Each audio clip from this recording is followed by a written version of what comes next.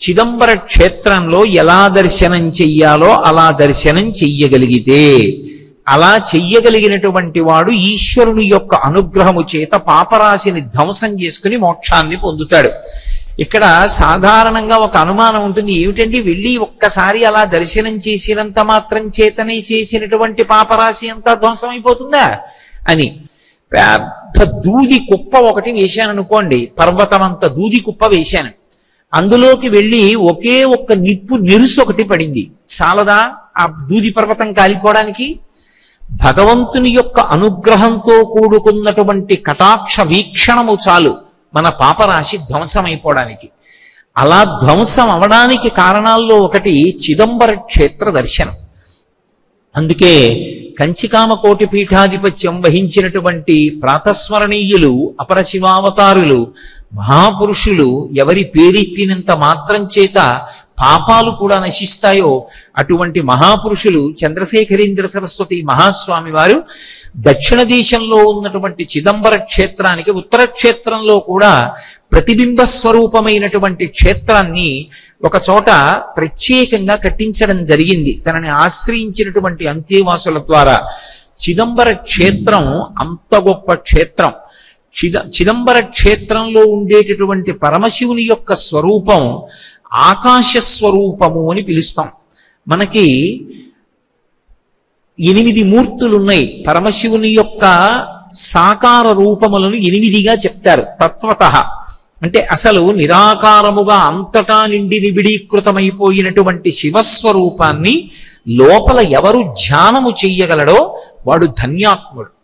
అభిషేకం చెయ్యడం గొప్ప కాదు, అభిషేకం చెయ్యడానికి ముందు శివలింగము యొక్క స్వరూపాన్ని ధ్యానం చేసిన వాడెవరో, ఎలా చెయ్యాలో తెలుసుకుని ధ్యానం చేసిన వాడెవరో వాడికి కేవలము ఆ ధ్యానము చేత సమస్తమైన కోరికలు తీరిపోతాయి. అందుకే యజుర్వేదం శివలింగ స్వరూపానికి అభిషేకం చేయడం గురించి చెప్తూ ప్రార్థనా శ్లోకం గురించి మాట్లాడుతూ ఆ పాతాళ నభస్థలంత భువన బ్రహ్మాండమా విస్ఫురత్ జ్యోతిస్ఫాటికలింగమౌళి విలసత్పూర్ణిందు వాంతామృతై అస్తోకాప్లుతమేకమీశమనిశం రుద్రానువాకాన్ జపన్ ధ్యాయేత్ ఈప్సిత సిద్ధయే ధ్రువపదం విప్రోభిషించేచ్చివం అంది.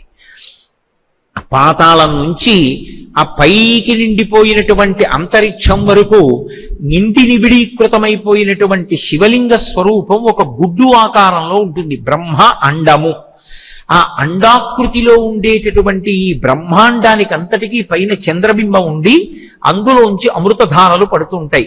అమృతధారలతో తడిసిపోయినటువంటి ఈ బ్రహ్మాండాన్నంతటినీ ఒక లింగస్వరూపంగా భావించి దానిని కౌగిలించుకుంటే, దాన్ని ముట్టుకుంటే చల్లగా తగులుతుంది.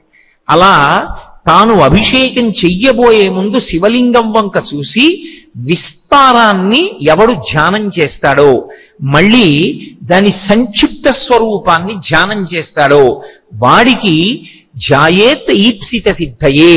అంటే శివలింగం ఇలా గుండ్రంగా ఉంటుంది, అది ఇలా ఇలా ఇలా పెరుగుతూ వెళ్ళిందనుకోండి, ఈ శివలింగంలోకి నేను కూడా వెళ్ళిపోతాను, అభిషేకం చేసే నేను కూడా శివలింగంలోనే ఉంటాను. అప్పుడు అది బ్రహ్మాండమంతా విస్తరించేస్తుంది. అప్పుడు దానికి అభిషేకం సహజంగా చంద్రమండలంలోంచి పడుతున్నటువంటి అమృతధారల చేత తడుస్తుంది. అది మళ్ళీ ఇలా తగ్గుతూ తగ్గుతూ తగ్గుతూ వచ్చిందనుకోండి, నా ఎదురుగుండా గుండ్రంగా శివలింగంగా కూర్చుంది. అలా ఉన్నది ఇలా ముట్టుకుంటే చల్లగా అమృతధారల చేత తడిసినటువంటి శివలింగాన్ని ఎవడు ధ్యానం చేశాడో, ఎవడు రుద్రాన్ని జపం చేశాడో, ఎవడు రుద్రంతో తదేక దృష్టితో అభిషేకం చేశాడో ధ్యాయేత్ ఈప్సిత సిద్ధయే ధ్రువపదం విప్రోభిషించేచ్చివం. అటువంటి వాడి యొక్క ఈప్సితములంటే కోర్కెలన్నీ సిద్ధించుచున్నవి. అటువంటి పరబ్రహ్మస్వరూపమైనటువంటి పరమశివుడు 8 రూపములుగా మనకి కనపడుతుంటాడు. సాకారంగా వచ్చినప్పుడు ఒక రూపంతో వస్తే 8 రూపాలు. అదే శంకరాచార్యుల వారు దక్షిణామూర్తి స్తోత్రం చేస్తూ భోరంభంశనలో నిలోంబర మహార్నాథో హిమాంసు పుమాన్ ఇత్యాభాతి చరాచరాత్మకమిదం యస్యైవ మూర్త్యష్టకం నాణ్యత్కించన విద్యతే విమృశతాం యస్మాత్ పరస్మాత్ విభో తస్మై శ్రీ గురుమూర్తయే నమ ఇదం శ్రీ దక్షిణామూర్తయే అంటారు. పంచభూతములు, సూర్యచంద్రులు, జీవుడు, ఈ 8 పరమశివుని యొక్క స్వరూపాలు, అష్టమూర్తి స్వరూపం అంటారు. అందుకే కాంచీపురంలో పృథివీలింగం, ఈ పృథివీ అంతా కూడా శివస్వరూపమే. అందుకే మట్టిని నిష్కారణంగా తన్నడం, కొట్టడం కూడా మహాపాపమే. అందుకే మృత్తికా హరణే పాపం అని మృత్తికా సూక్తంలో, పృథివీ సూక్తంలో మట్టిని నేను ఎప్పుడైనా నిష్కారణంగా కొట్టిన పాపము ఉపశమించుగాక అని శుభకార్యం చేస్తే అంకురారోపణం చేసే ముందు మృత్తిక మీద మంత్రం చెప్పి అప్పుడు పాలు పోసి అందులో నవధాన్యాలు వేసి అందులోంచి అంకురములు పైకొచ్చేటట్టుగా చేస్తారు. కాబట్టి ఈ పృథివీ అంతా కూడా శివస్వరూపమే. దానికి ప్రాతినిధి కాంచీపురంలో ఉన్నటువంటి పృథివీలింగం. నీరంతా కూడా శివస్వరూపమే. నీరు లేకపోతే జీవితం ఎక్కడుంది? సంజీవనం సమస్తస్య జగత సలిలాత్మిక భవ ఇత్యుచ్యతే నిర్భవస్య పరమాత్మనః అంటాడు లింగ పురాణంలో వ్యాస భగవానుడు. భవ అన్న పేరుతో జలములకు అధిష్టాన దేవతగా ఉంటాడు పరమేశ్వరుడు. ఆ నీరు లేకపోతే బ్రతుకు లేదు, ధర్మము లేదు, రెండూ లేవు. నీరు లేకపోతే ఇహము ఉండదు, పరము ఉండదు. నీరు లేదు, స్నానం లేదు. పోలి విభూతి స్నానం చేశావు, సంధ్యావందనం చేయాలి, ఆచమనం దేంతో చేస్తావు? అర్ఘ్యప్రదానం చెయ్యాలి, దేంతో చేస్తావు? నీరు లేకపోతే ధర్మం ఉండదు, నీరు లేకపోతే బ్రతికుండదు, నీరు లేకపోతే బ్రతకడు. వేదంలో ఒక మాట ఉంది, పోతున్న ప్రాణములను వెనక్కి తీసుకురాగలిగినటువంటి శక్తి ఉన్న ఏకైక భూతము నీరొక్కటే. నీటికొక్కదానికే ఈశ్వరుడు ఆ శక్తి పెట్టాడు. అందుకే నీరు శివస్వరూపమై ఉంటుంది. స్పృహ తప్పి పడిపోయాడు అనుకోండి, స్పృహ తప్పి పడిపోయినటువంటి వ్యక్తికి మళ్ళీ స్పృహ రావాలంటే నీళ్లు తీసుకొచ్చి ముఖం మీద చిలకరిస్తారు, కసిని మంచినీళ్లు పడతారు, అంతేకాని అన్నం పెట్టరు. ముందు నీళ్లు తాగి ముఖం మీద నీళ్లు చిలకరిస్తే చాలు, ఉద్గతమై పైకి లేచిన ప్రాణములు మళ్ళీ యథాస్థానములకు నిలబడతాయి. నీటికి అంత శక్తి ఉంది. నీరు పవిత్రం చేస్తుంది ప్రధానాన్ని. ఏ పదార్థాన్నైనా సరే, పూజకి పువ్వులు తెచ్చి అక్కడ పెట్టారనుకోండి, ఏమో అంతకు ముందు ఆ పువ్వు కోసినప్పుడు ఏ గొంగళి పురుగో పాకుతుంటే ఎవరో దాన్ని ఇలా దులిప పువ్వు తెచ్చి ఉండవచ్చు. kasi నీళ్లు చల్లుతాం అమంత్రకం, దానికి ఏం మంత్రం ఉండదు. నీళ్లు చల్లినంత మాత్రం చేత అమృతమస్తు, అమృతో ఉపస్తరణమసి, అవి అమృత సమానములవుతాయి. ఈశ్వరుని యొక్క నివేదనకి పూజకి అర్హములవుతాయి. అందుకే పూజయందు అమంత్రకంగా చేసేటటువంటి ఉపచారం పదార్థముల మీద నీటిని చల్లడం. ఆ నీరు చల్లకపోతే అవి పూజకి యోగ్యములు కావు. నీటికి అంత శక్తి ఉంది. ఈ నీరంతా కూడా శివస్వరూపం. అట్లా నీరంతా శివస్వరూపం అయితే దానికి పూజ చెయ్యాలనుకుంటే జంబుకేశ్వరంలో జలలింగం, అందుకే నీటి నుంచి నీటి ధారలు ఊరుతూ ఉంటాయి. అరుణాచలంలో అగ్నిలింగం. సరే, అరుణాచలం గురించి నేను ప్రస్తావించవలసి ఉంటుంది.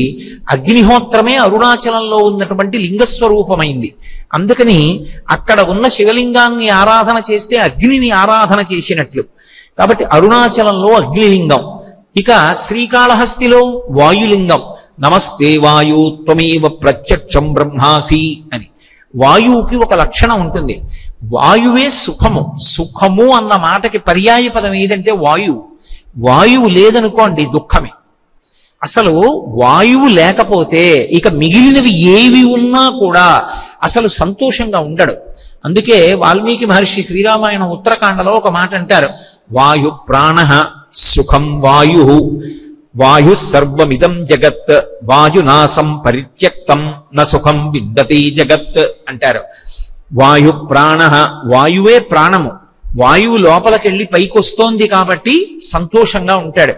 అదే ఎంత ఆస్తి ఉండనివ్వండి, ఊపిరి సరిగ్గా అందట్లేదు అనుకోండి, ఆయాసం వస్తోంది అనుకోండి, ఎగూపిరి, వాడికి ఎంత ఐశ్వర్యం ఉండనివ్వండి, ఎంత బంధుగణం ఉండనివ్వండి, ఎంతమంది పిల్లలు ఉండనివ్వండి, ఎంత చదువుకున్నవాడవనివ్వండి, ఏమిటి సంతోషం ఉంటుంది? ఎగూపిరి వచ్చి చెమటలు పడుతున్న వాడికి దిగూపిరి వచ్చింది, ఏమి సంతోషం ఉంటుంది? గాలి లేదు, ఏమి సుఖంగా ఉంటుంది?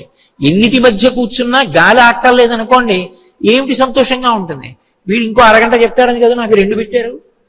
గాలి తగిలితే సుఖంగా ఉంటుంది. వాయు ప్రాణ సుఖం వాయు, వాయు సర్వమిదం జగత్. అసలు వాయువే సమస్త జగత్.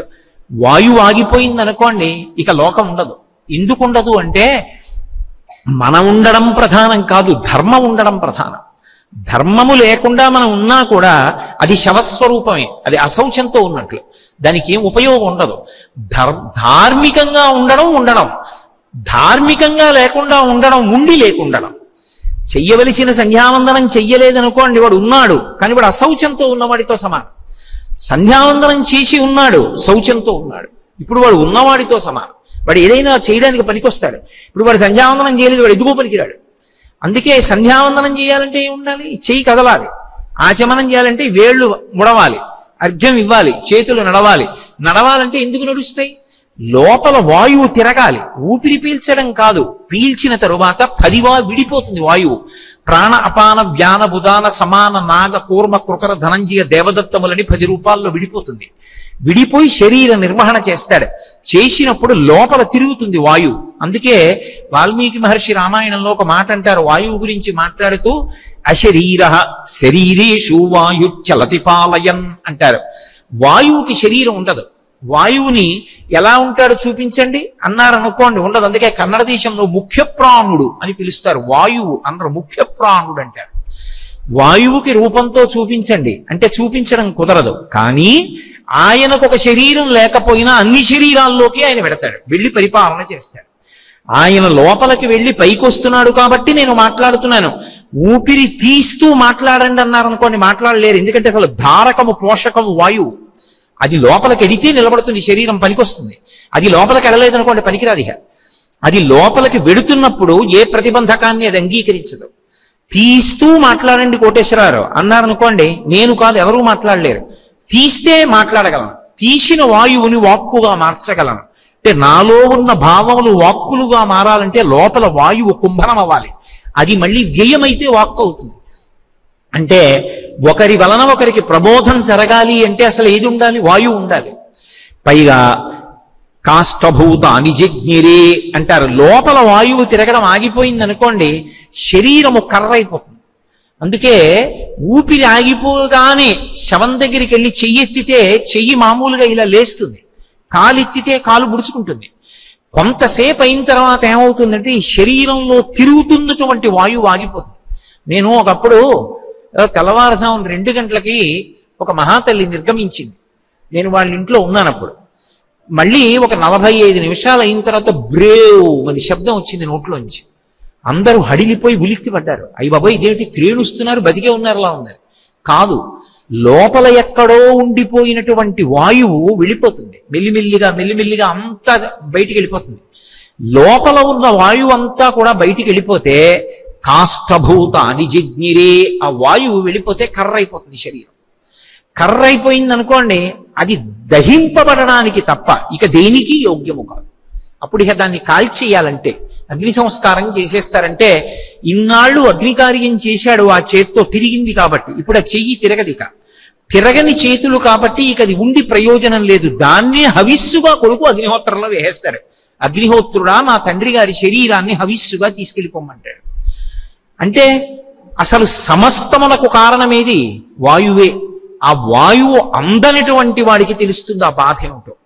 ఇంటెన్సివ్ కేర్ యూనిట్లో ఉన్నవాడికి వెంటిలేటర్ పెడితే కొనుక్కు తెచ్చుకున్నటువంటి జీవితం అంటారు. బారోడ్ లైఫ్ మీద ఉన్నారండి ఆయన అంటారు. అంటే ఆయన ఉన్నవాడు కాదు, తెచ్చి ఆక్సిజన్ అందిస్తున్నారు కాబట్టి ఉంది అని అనిపిస్తున్నారు. అది తీసేస్తే వెళ్ళిపోయాడు. కాబట్టి వాయువే సమస్తము. అటువంటి వాయువు పరమశివుడు.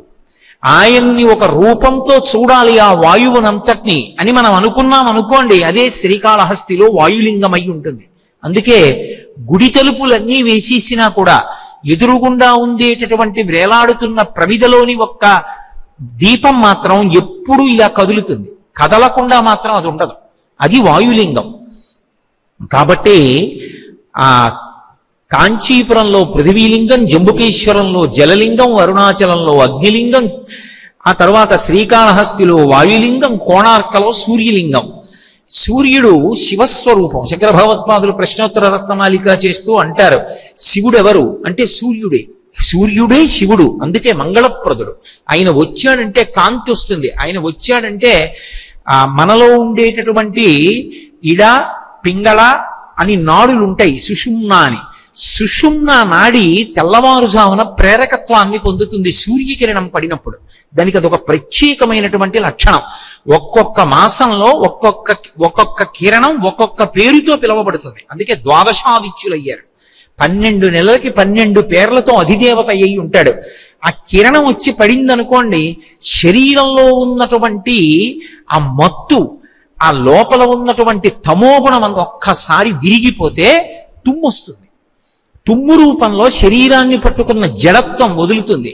అలా వదలగొట్టగలిగినది ఏదంటే సూర్యకిరణం. అందుకే తెల్లవారుజామున చూడండి, సూర్యుని వంకి ఇలా చూస్తే తుమ్ము వస్తుంది.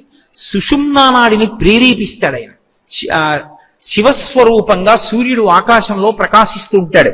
అందుకే కోణార్కలో ఆ సూర్యుణ్ణి కన్నెత్తి చూడలేం, దగ్గరికి వెళ్ళి ముట్టుకోలేం, ఓ పువ్వు ఆయనకి వెయ్యలేం.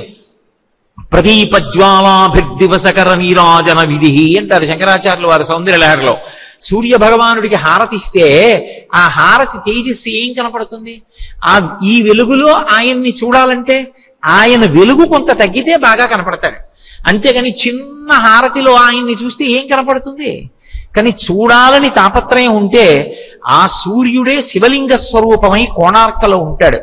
చంద్రుడు ఓషధులను ప్రేరేపిస్తాడు. ఓషధి అంటే శరీరానికి వచ్చినటువంటి అనారోగ్యాన్ని తగ్గించేది అని మీరు అనుకోకూడదు.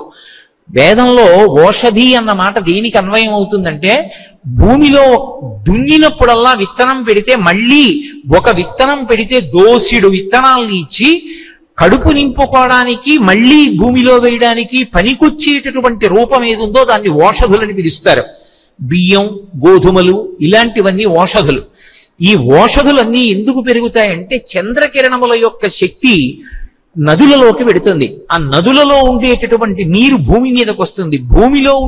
భూమి ఈ నీటిలో ఉండేటటువంటి శక్తిని పీల్చుకుని పంటల్ని పండించి ఓషధుల్నిచ్చి మన అందరి శరీరాలు ఆరోగ్యంతో, శక్తితో, తేజస్సుతో ఉండేటట్టుగా అనుగ్రహిస్తూ ఉంటుంది. అందుకే రోహిణీ శక్తి అని పిలుస్తూ ఉంటారు. శరీరంలోకి తేజస్సును నింపుతుంది రోహిణి. అందుకే రామాయణంలో ఒక మాట అంటూ ఉంటారు, ఏదో చంద్రుని యొక్క స్వక్షేత్రమైనటువంటి రోహిణిని దుర్బుద్ధితో చూసినట్లు అంటూ ఉంటారు. అంటే ఈ శరీరంలోకి తేజస్సు అంతటినీ ఎవరు నింపుతారు అంటే ఆ ఓషధులను మనం తిన్నప్పుడు, ఏదో అన్నం తిన్నాననుకోండి, అన్నంలో ఉండేటటువంటి సారం అంతా కూడా శరీరమునందు తేజస్సుగా మారుతుంది. ఈ తేజస్సుని సక్రమంగా వినియోగించుకుంటున్నావా, పాడు చేసుకుంటున్నావా అన్నదానికి కారణం ఎవరవుతారంటే బుద్ధి అవుతుంది. బుద్ధి కారణం. బుద్ధి సక్రమంగా లేదనుకోండి, శరీరంలో ఎంత తేజస్సున్నా క్షయం అవడానికి పనికొస్తుంది. ఆ తేజస్సుతోటే వాడు చెయ్యకూడని పనులు చేసి కారాగారంలో ఉంటాడు. చెయ్యకూడని పనులు చేసి తిరియక్కై కొన్ని కోట్ల జన్మలు మళ్ళీ కిందకి వెళ్ళిపోతాడు. చెయ్యకూడని పనులు చేసి ఎన్నో లక్షల మందిని బాధపడతాడు. ఆ తేజస్సుతోటే చెయ్యవలసిన పని చేసి తాను తరిస్తాడు, లోకాన్ని తరింపచేస్తాడు. ఆ తేజస్సుతోటే ఒక మంచి మాట మాట్లాడి దుఃఖంలో ఉన్నవాడికి శాంతి కలిగేటట్టు చేస్తాడు. నీకు పరమేశ్వరుడిచ్చినటువంటి ఓషధుల యొక్క శక్తిని మంచికి ఉపయోగించాలా, చెడుకి ఉపయోగించాలా, మంచికి ఉపయోగించి బాగుపడాలా, చెడుకు ఉపయోగించి పాడైపోవాలా అంటే ఈ రెండిటికి మధ్య ఉండేటటువంటిది బుద్ధి. ఆ బుద్ధి ప్రచోదనము మళ్ళీ దేని వల్ల జరుగుతుంది అంటే ఈశ్వరుడి యొక్క కృప వలన మంచి వైపుకి తిరుగుతుంది. అందుకే ధియో యోన ప్రచోదయాత్ అని అడుగుతాం, మా బుద్ధులు ప్రేరేపింపబడుగాక. ఈ బుద్ధిని ప్రేరేపించే వాళ్ళు ఎవరంటే దేవతలు, పరమశివుడు. ఆయన ప్రేరేపిస్తాడు. ప్రేరేపిస్తే పుణ్యశీలి అవుతాడు. మంచి కార్యాలు, వేదం చెప్పినటువంటి పనులు చేస్తాడు. అటువంటి ఓషధులనన్నిటినీ కూడా ప్రకాశింపచేయగలిగినటువంటి చంద్రతత్వము ఘనీభవించి ఒక చోట లింగస్వరూపమైతే అదే సీతాకుండంలో చంద్రలింగం. ఇక చిదంబరంలో ఆకాశలింగం. ఆకాశము అంతటా పరివ్యాప్తమై ఉంటుంది. ఆకాశము ముక్కలవడం అనేటటువంటిది ఉండదు. కానీ మనం ఏమంటామంటే ఆకాశం ముక్కలైంది అని ఒక సౌలభ్యం కోసం అంటాం. ఏదో కుండ తీసుకొచ్చి అక్కడ పెట్టాను అనుకోండి, శూన్యం ఉందండి అనకూడదు. శూన్యము అన్నమాట మనకి లేదు శాస్త్రంలో. ఆ శూన్యము అన్న మాట బౌద్ధులు వాడినందుకే శంకర భగవత్పాదులు వాదిస్తే శూన్యం అన్న మాటకి జవాబు చెప్పలేక బౌద్ధమతం భారతదేశాన్ని విడిచిపెట్టి పారిపోయింది. శంకరాచార్యుల వారు తరిమారు అన్న మాట పరమ అబద్ధం. శంకరులు ఎవరినీ తరిమి కొట్టలేదు. శంకరులు అడిగిన ప్రశ్నకి జవాబు చెప్పలేక వెళ్ళిపోయింది బౌద్ధం ఈ దేశం నుంచి. శూన్య సిద్ధాంతం బౌద్ధులదు కాదు. అంతటా పరివ్యాప్తమైన ఆకాశము పరబ్రహ్మము అన్న సిద్ధాంతము సనాతన ధర్మముది. కాష్ అంటే ప్రకాశించడం, అంటే అంతటా ఆ అంటే మొట్టమొదటి అక్షరం. యో వేదాదౌ స్వర ప్రోక్తో వేదాంతే చ ప్రతిష్ఠితః తస్య ప్రకృతి లీనస్య యత్వరస్య పరమహేశ్వరః అంటాం. ఆ ఆకారం విష్ణువాచకం. అంతటా నిండిపోయినటువంటి పరబ్రహ్మతత్వం ఆకాశం. నేను తీసుకొచ్చి ఒక కుండ అక్కడ పెట్టాను అనుకోండి, ఇప్పుడు ఘటాకాశం, అందులో ఆకాశం ఉంది. అంటే ఆకాశం ముక్కయిందా కుండలో? అవలేదు. ఘటం బద్దలైపోయింది అనుకోండి, కుండ బద్దలైంది. ఇప్పుడు ఘటాకాశం ఏమైంది? మఠాకాశం, గదిలో ఉన్న ఆకాశంలో కలిసిపోయింది. ఇప్పుడు మఠాకాశం, గదికున్న గోడలు తీసేశాను అనుకోండి, అనంతాకాశం. ఆకాశము అనంతము. అది ఏదో ఒక చోట ఉండడము, ఈ మాంసనేత్రమునకు దొరకడము అనేటటువంటిది ఉండదు. అంతటా నిండిపోయి ఉంటుంది. అంతటా నిండిపోతే ఈ కంటితో ఎలా చూస్తావు? చూడడం కుదురుతుందా? చూడడం కుదరదు. అందుకే ప్రత్యేకించి కొన్ని శివాలయాలలో నీడరాని దీపాలు పెడతారు. నీడ ఉండదు దీపం పెడితే నీడ పడుతుంది. నీడపడని దీపాలతో అలంకారం చేస్తారు. అంటే పరమశక్తివంతమైన క్షేత్రాలని గుర్తు. తిరువారూరులో చేస్తారు అలా. తిరువారూరు క్షేత్రానికి ఉన్న గొప్పతనం ఏమిటంటే నల్లటి గంధం పుయ్యడం, నీడలేని దీపం పెట్టడం, వసంత మాసంలో కళ్యాణం చేసి అనేకమైనటువంటి వాహనాల మీద ఊరిరిగింపు చేయడం. 3 ప్రత్యేకతలు తిరువారూరికి. అటువంటి స్థితిలో అంతటా నిండిపోయినటువంటి పరమాత్మని ఈ కంటితో ఎలా చూస్తావు? ఎలా కుదురుతుంది? ఏదో ఒక రూపంలో పెట్టాననుకోండి, మనసు పట్టుకుంటుంది. ఆ మనసు పట్టుకున్న తరువాత ధ్యానం చెయ్యగా ధ్యానం చేసి పట్టుకుందాం అనుకున్న మనసు కూడా దానిలోనే కరిగిపోతుంది. అది అసలు ధ్యానానికి పరాకాష్ఠ. మీకు నేను బాగా అర్థమయ్యేట్టు చెప్పాలంటే, ఓ ఉప్పు బొమ్మ ఒకటి సముద్రం యొక్క లోతు తెలుసుకుందామని సముద్రంలోకి ప్రయాణం మొదలుపెట్టి సముద్రంలోకి వెడుతోంది ఉప్పు బొమ్మ. అది సముద్రపు అంచు చేరుకునే లోపల, అడుగు చేరే లోపల ఈ ఉప్పు బొమ్మ ఏమవుతుంది? సముద్రంలో కరిగిపోయి. అలా ధ్యానమునందు 3 ఉంటాయి. ఏది ధ్యానము చేస్తున్నారో అది, ధ్యానము చేస్తున్నటువంటి వాడు, ధ్యానము 3. ఈ ధ్యానమునందు మనసు అలా నిలబడిపోగా ధ్యానము చేస్తున్న మనసు, ఆ మనసుతో ఉన్న జీవుడు ధ్యానము చేయబడుతున్న వస్తువునందు లయమైపోతారు. అప్పుడు ఒక్కటే ఉంటుంది, అది అద్వితీయం, రెండవది లేదు. అద్వైతం అనుభూతి. ఆ ఒక్కటిగా నువ్వు అనుభవంలో నిలబడడం. అప్పుడు ఇక రెండో వస్తువు లేదు. అప్పుడు ఆ ఒక్కటే ఉన్నది. అది ఆకాశము అనుభవములోకి వస్తుంది. అది అద్వైతముగా అంతటా నిండిపోయింది. ఇప్పుడు ఇక్కడ కూర్చుని నేను మాట చేత చెప్పగలను అంతటా ఉన్నాడు అని. కానీ అంతటా ఉన్నవాడిగా నేను చూడగలనా? నెయ్యి ఎక్కడుంది అని అడిగాను అనుకోండి, పాలలో ఉన్నది. ఏది చూపించు? కనబడదు. కానీ ఆ పాలనే కాచి తోడు పెట్టి కొంతసేపు కదపకుండా ఉంచి, పెరుగైన తర్వాత కవ్వం దింపి తాడు కట్టి చిలికి, ఆ చిలికినప్పుడు వచ్చినటువంటి వెన్నపూస పైకి తీసి పాత్రలో పెట్టి సన్నని అగ్ని మీద దాన్ని బాగా తప్తం చేస్తే అందులోంచి నెయ్యి వస్తుంది. ఇప్పుడు నెయ్యి ఎక్కడుంది? పాలలోంచే వచ్చింది. పాలలో ఉన్న నెయ్యి కంటికి కనపడుతుందా? కనపడదు. ఒకసారి నెయ్యి వచ్చిన తర్వాత పాలలో కలుస్తుందా? కలవదు. అలా విశ్వమునందు విశ్వనాథుడున్నాడు. విశ్వనాథుడే విశ్వముగా ఉన్నాడు. విశ్వనాథుడే, కానీ విశ్వముగా కనపడడం మాయ. అందుకే అసలు నిజానికి విష్ణు సహస్రనామ స్తోత్రంలో 1000 నామాలు లేవు, ఒక నామమే విశ్వం, అదొకటే నామం. మిగిలిన 999 నామాలు కావు. విశ్వం అన్న నామానికి వ్యాఖ్యానాలు యథార్థానికి. అందుకే శుకబ్రహ్మ మహాభాగవతం ప్రారంభం చేస్తూ హరిమయము విశ్వమంతయో, హరి విశ్వమయుండు, హరిమయము కాని ద్రవ్యము పరమాణువు లేదు వంశపావన వింటే అన్నాడు. విష్ణువే విశ్వము, విశ్వమే విష్ణువు. పేరు ఏదవనివ్వండి, సబ్రహ్మ సశివ సహరిశ్చేంద్ర సోక్షర పరమస్వరాట్. తత్వత విశ్వమే విశ్వనాథుడు, విశ్వనాథుడే విశ్వం. విశ్వము విశ్వనాథుడుగా కనపడే వరకు నువ్వు భక్తితో కర్మానుష్ఠానం చేయాలి. ఒకసారి అది అందిపోయింది అనుకోండి, అందిపోయిన తర్వాత ఇక విశ్వనాథుడే ఉంటాడు, విశ్వం ఉండదు. అందుకే అదే రుద్రాధ్యాయం కర్మకి పనికొస్తుంది, అంటే అభిషేకం చేయడానికి పనికొస్తుంది. అదే రుద్రం జపం చేయడానికి పనికొస్తుంది. అదే రుద్రం పూజకు పనికొస్తుంది, నమః పెడితే. అదే రుద్రం జ్ఞానానికి పనికొస్తుంది పండిపోయాడంటే గుర్తేమిటంటే రుద్రమంత్రాలన్నీ ఆయనలోకి ఆవాహన అయిపోతాయి. ఎలా అయిపోతాయి అంటే, నేను మీకు ఒక ఉదాహరణ చెప్పాలంటే నమచ్చోరాయచ శిష్ప్యాయచ భైమ్యాయచ శిఖత్యాయచ ప్రవాహ్యాయచ అని ఉంటుంది. నమచ్చోరాయచ దొంగ రూపంలో ఉన్న శివ నమస్కారం. దొంగ రూపంలో ఉన్న శివుడికి నమస్కారం అంటే దొంగగా శివుడు ఎక్కడున్నాడు అంటే నీలో నీ దగ్గర ఒక పనిని నీకు తెలియకుండా చేసినా, నీ దగ్గర ఉన్న వస్తువుని తెలియకుండా తీసుకుపోయినా, నీకు తెలియకుండా ఏదైనా పట్టుకొచ్చి అక్కడ పెట్టేసినా వాడెవరో నీకు తెలియనప్పుడు పిలిచే పేరు దొంగ కాదు. వాడెవరో తెలియదు. నేను తీసి నా గడియారం అక్కడ పెట్టాను, ఎవరో పట్టుకుపోయాడు.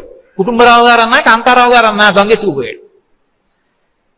నేను కాసిన పాలు ఉంటే బాగున్నే తాగుదాం అనుకున్నాను. ఎవరు పెట్టారో తెలియదు. నేనున్న విడిదిలో పాలు పెట్టున్నాయి. ఎవరు పెట్టారు? బయటికి వెళ్ళి చూశాను, ఎవ్వరు లేరు. ఎవరు పెట్టారు? అది ఎవరు పెట్టారు? ఎవడో దొంగ, మహానుభావుడు, నాకు తెలియదు, ఆయన వచ్చి పెట్టి వెళ్ళాడు అంతే. తెలియకుండా చేసిన వాడు దొంగ, అంతే కదా. అయినప్పుడు మన ఊపిరి మనం తీసుకుంటున్నామా? మన ఊపిరి మనం తీయట్లేదు. మన ఊపిరి మనం తీస్తే ఆపుకునేవాడు ఉండడు లోకంలో. మనం నిద్రపోయినప్పుడు, ఏమంటే కోటేశ్వరరావు నిద్రపోతూ శివానంద లహరి చెప్తురు అంటే నేను చెప్పలేను, కానీ నిద్రపోయినప్పుడు ఊపిరి ఎవడు తీశాడు? మరి ఆయన తీస్తున్నాడు. నాకు తెలియకుండా నా ఊపిరి తీసి నేను ఉన్నానన్న భావన లోకానికి ఇచ్చి నన్ను మంగళప్రదుడిని చేస్తున్నాడు. వాడు ఉన్నాడు అని నాకు గౌరవం ఇచ్చాడు. కాబట్టి వాడు దొంగ. నమచ్చోరాయచ కాదు. అది బాగా జ్ఞానముగా పర్యవసించిపోయింది అనుకోండి. నేను తీసి నా గడియారం అక్కడ పెట్టాను, లోపలికి వెళ్ళి స్నానం చేసి బయటకు వచ్చాను, వీధి తలుపు వేయలేదు. మళ్ళీ వచ్చేటప్పటికి గడియారం లేదు. అప్పుడు నేను గబగబా వెళ్ళి పువ్వు పట్టుకొచ్చి ఎక్కడ నేను గడియారం పెట్టానో అక్కడో పువ్వేసి, గడియారం దగ్గర ఎవరు నిలబడి తీసేసి ఉంటారో ఆ నిలబడినటువంటి చోటు దగ్గర 4 పువ్వులేసి, ఈశ్వర ఒకనాడు నాకు ఈ గడియారం లేదు, అయ్యో ఉపన్యాసం చెప్పుకునేటప్పుడు ఈయన చేతికో గడియారం ఉంటే బాగుంటుందని నువ్వే ఒకానొక వ్యక్తి రూపంలో నాకు గడియారాన్ని అమర్చావు. ఆ గడియారాన్ని అమర్చినప్పుడు నువ్వు నాకు శివుడవయ్యావు. ఇప్పుడు నాకన్నా అవసరమైన వాడు ఇంకొకటి కనపడ్డాడు నీకు. వాడికి ఈ గడియారం పట్టుకెళ్ళి ఇచ్చావు. గడియారం నాదా నీదా? నీది నాకిచ్చావు. నాదన్నది నాకు ఎప్పుడూ లేదు, నీది నాకిచ్చావు. మళ్ళీ నాకన్నా అవసరమైన బిడ్డ ఇంకొకడున్నాడు, వాడికి గడియారం ఇస్తే బాగుంటుందని నీది నువ్వు పట్టుకెళ్ళిపోయావు. నీ వస్తువు కొన్నాళ్ళు నాకు ఇచ్చి నేను ధరించాక మళ్ళీ ఎవరికో అవసరమని నాకు కనపడకుండా వచ్చి నా దగ్గర నుంచి మళ్ళీ తీసుకెళ్ళావు. కానీ స్వామి నువ్వు వచ్చి పట్టుకెళ్ళావనడానికి గుర్తు ఇక్కడ గడియారం కనపట్టలేదు. దొంగ రూపంలో వచ్చి పట్టుకెళ్ళావు కాబట్టి శివ దొంగ రూపంలో వచ్చావు, నమస్కారం. ఇప్పుడు వాడు పోలీస్ స్టేషన్కి ఎడతాడా, కోర్టుకి ఎడతాడా? వెళ్ళడు. వాడు సంతోషపడిపోతాడు. ఈశ్వర మా ఇంటికి వచ్చారు, మా ఇంటికి పరమేశ్వరుడు వచ్చాడండి అంటాడు. అప్పుడు వాడిని ఏమంటుంది లోకం? వీడే పిచ్చాడు ఏంటంటే, గడియారం పోతే మా ఇంటికి పరమేశ్వరుడు వచ్చాడని మురిసిపోతాడు ఏంటంటే అంటాడు. అంటే ఏ ఉదాత్తమైనటువంటి అవతల వారి భావన నీకు అర్థం కాదో అప్పుడు వాడు నీకు పిచ్చివాళ్ళ కనపడతాడు. ఆ పిచ్చివాళ్ళకి పెద్ద పిచ్చివాడు పరమశివుడు. అందుకని ఉన్మత్త శేఖరాయ నమః అని పేరు. అంతటి మహాజ్ఞాని ఆయన. ఆ జ్ఞానం ఆయనను ఎవరు నమ్ముకున్నారో వాళ్ళకి ఇస్తాడు. కాబట్టి ఇప్పుడు ఆయన కానిది, ఆయన లేనిది ఏది ఉంది? ఏమీ లేదు. అందుకు ఆయనకి స్థాణుహు అని ఒక పేరు. స్థాణుహు అంటే కదలకుండా దుంగలా ఉన్నాడని కాదు, కదలడానికి చోటు లేనివాడు. నేనున్నాను, అయ్యా మీరు ఇటు నుంచి ఇటు జరగండి అంటే జరుగుతాను. శివుణ్ణి జరగండి అన్నారనుకోండి, ఎక్కడ జరుగుతాడు ఆయన? ఆయనే అంతటా నిండిపోయాడు. అంతటా నిండిపోతే ఇంకా ఆయన్ని కొత్తగా జరగమంటే జరగడానికి చోటు ఎక్కడి నుంచి వస్తుంది? శంకరాచార్యులు వారి శివానంద లహరి చేస్తూ అంటారు, వస్త్రోద్ధూత విధౌ సహస్రకరత పుష్పార్చనే విష్ణుత గంధే గంధవహాత్మత అన్న పచనే బహిర్ముఖాధ్యక్షత అంటారు. ఈశ్వర నీకు వస్త్రం చుట్టాలి అంటే అంతటా నిండిపోయావు. అంత నిండిపోయిన వాడికి పంచల చాపు నేసే సాలెవాడు ఎవరైనా ఉన్నాడేమిటి లోకంలో? ఓ వేళ ఎవడో నేసి తెచ్చాడు. ఏదో శ్రీశైలంలో పాగా దర్శనానికి కట్టేటటువంటి వాళ్ళలాగా పెద్ద పంచి ఒకటి తెచ్చాడు, కట్టండి అన్నాడు. ఏవి నాకు చేతులేవి అంతా కట్టాలంటే? అందుకని శివ మీకు పంచ కట్టాలి అంటే నన్ను విష్ణువుని చెయ్యండి, లేదా సూర్యుణ్ణి చెయ్యండి. ఆయనకి అంతటా పడే కిరణములు కరములు చేతులు ఉన్నాయి. అప్పుడు నేను కూడా అన్ని చేతులు వస్తే మీకు పంచ చుడతాను. లేకపోతే పంచ ఎక్కడి నుంచి కట్టను నేను? చేతిలో పెట్టడం కాదు, పంచలు చాపివ్వడం అంటే చేతికి ఇచ్చింది కాదు, మెడలో వేసింది, ధరింపజేశారు. అందుకే పెద్దలు ఇస్తే మెడలో వేస్తారు. మెడలో వేశారు అంటే ధరింపజేశారు నూతన వస్త్రాన్ని. కాబట్టి వస్త్రోద్ధూత విధౌ సహస్రకరత పుష్పార్చనే విష్ణుత, నన్ను సూర్యుణ్ణి చేయి నీకు పంచల చాపు కడతాను.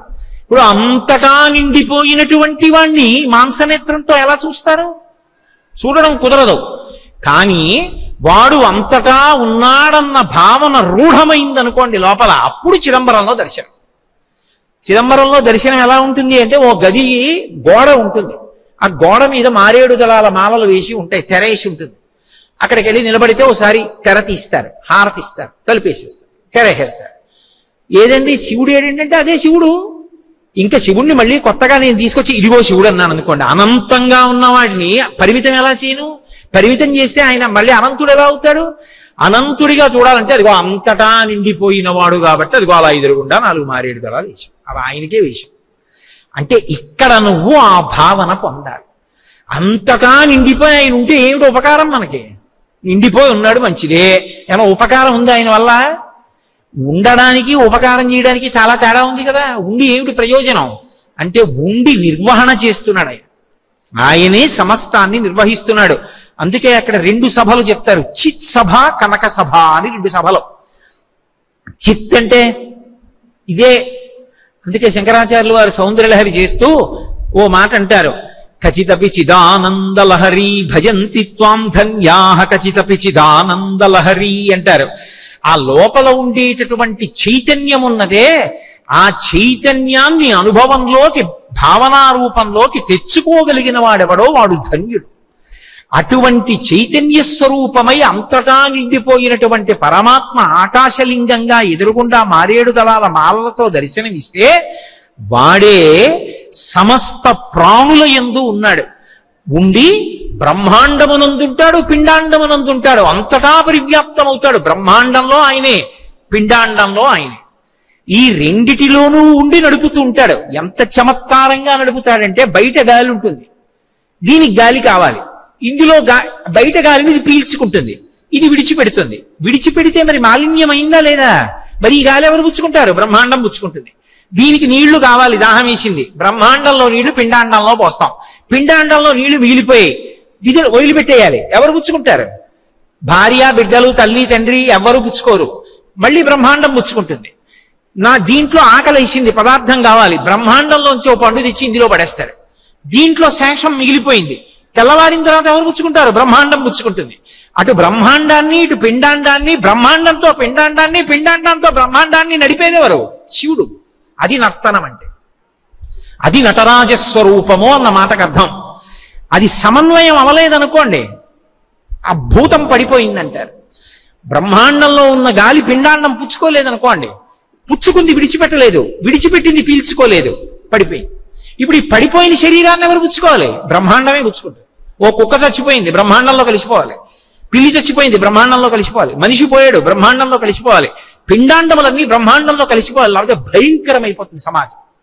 మనం చూడలేము. ఇక ఎక్కడ చూసినా శవాలు అలాగే ఉండిపోయి అనుకోండి, కళేబరాలు, ఎలా నడుస్తాం? కాలు తీసి కాలు వేయలేం. బ్రహ్మాండంగా మారుస్తాడు ఈశ్వరుడే. అందుకని బ్రహ్మాండ పిండాండ సమన్వయ శక్తిగా సృష్టికర్త, స్థితికర్త, ప్రళయకర్త అవుతాడు. 3 పేర్లుగా మారుతాడు.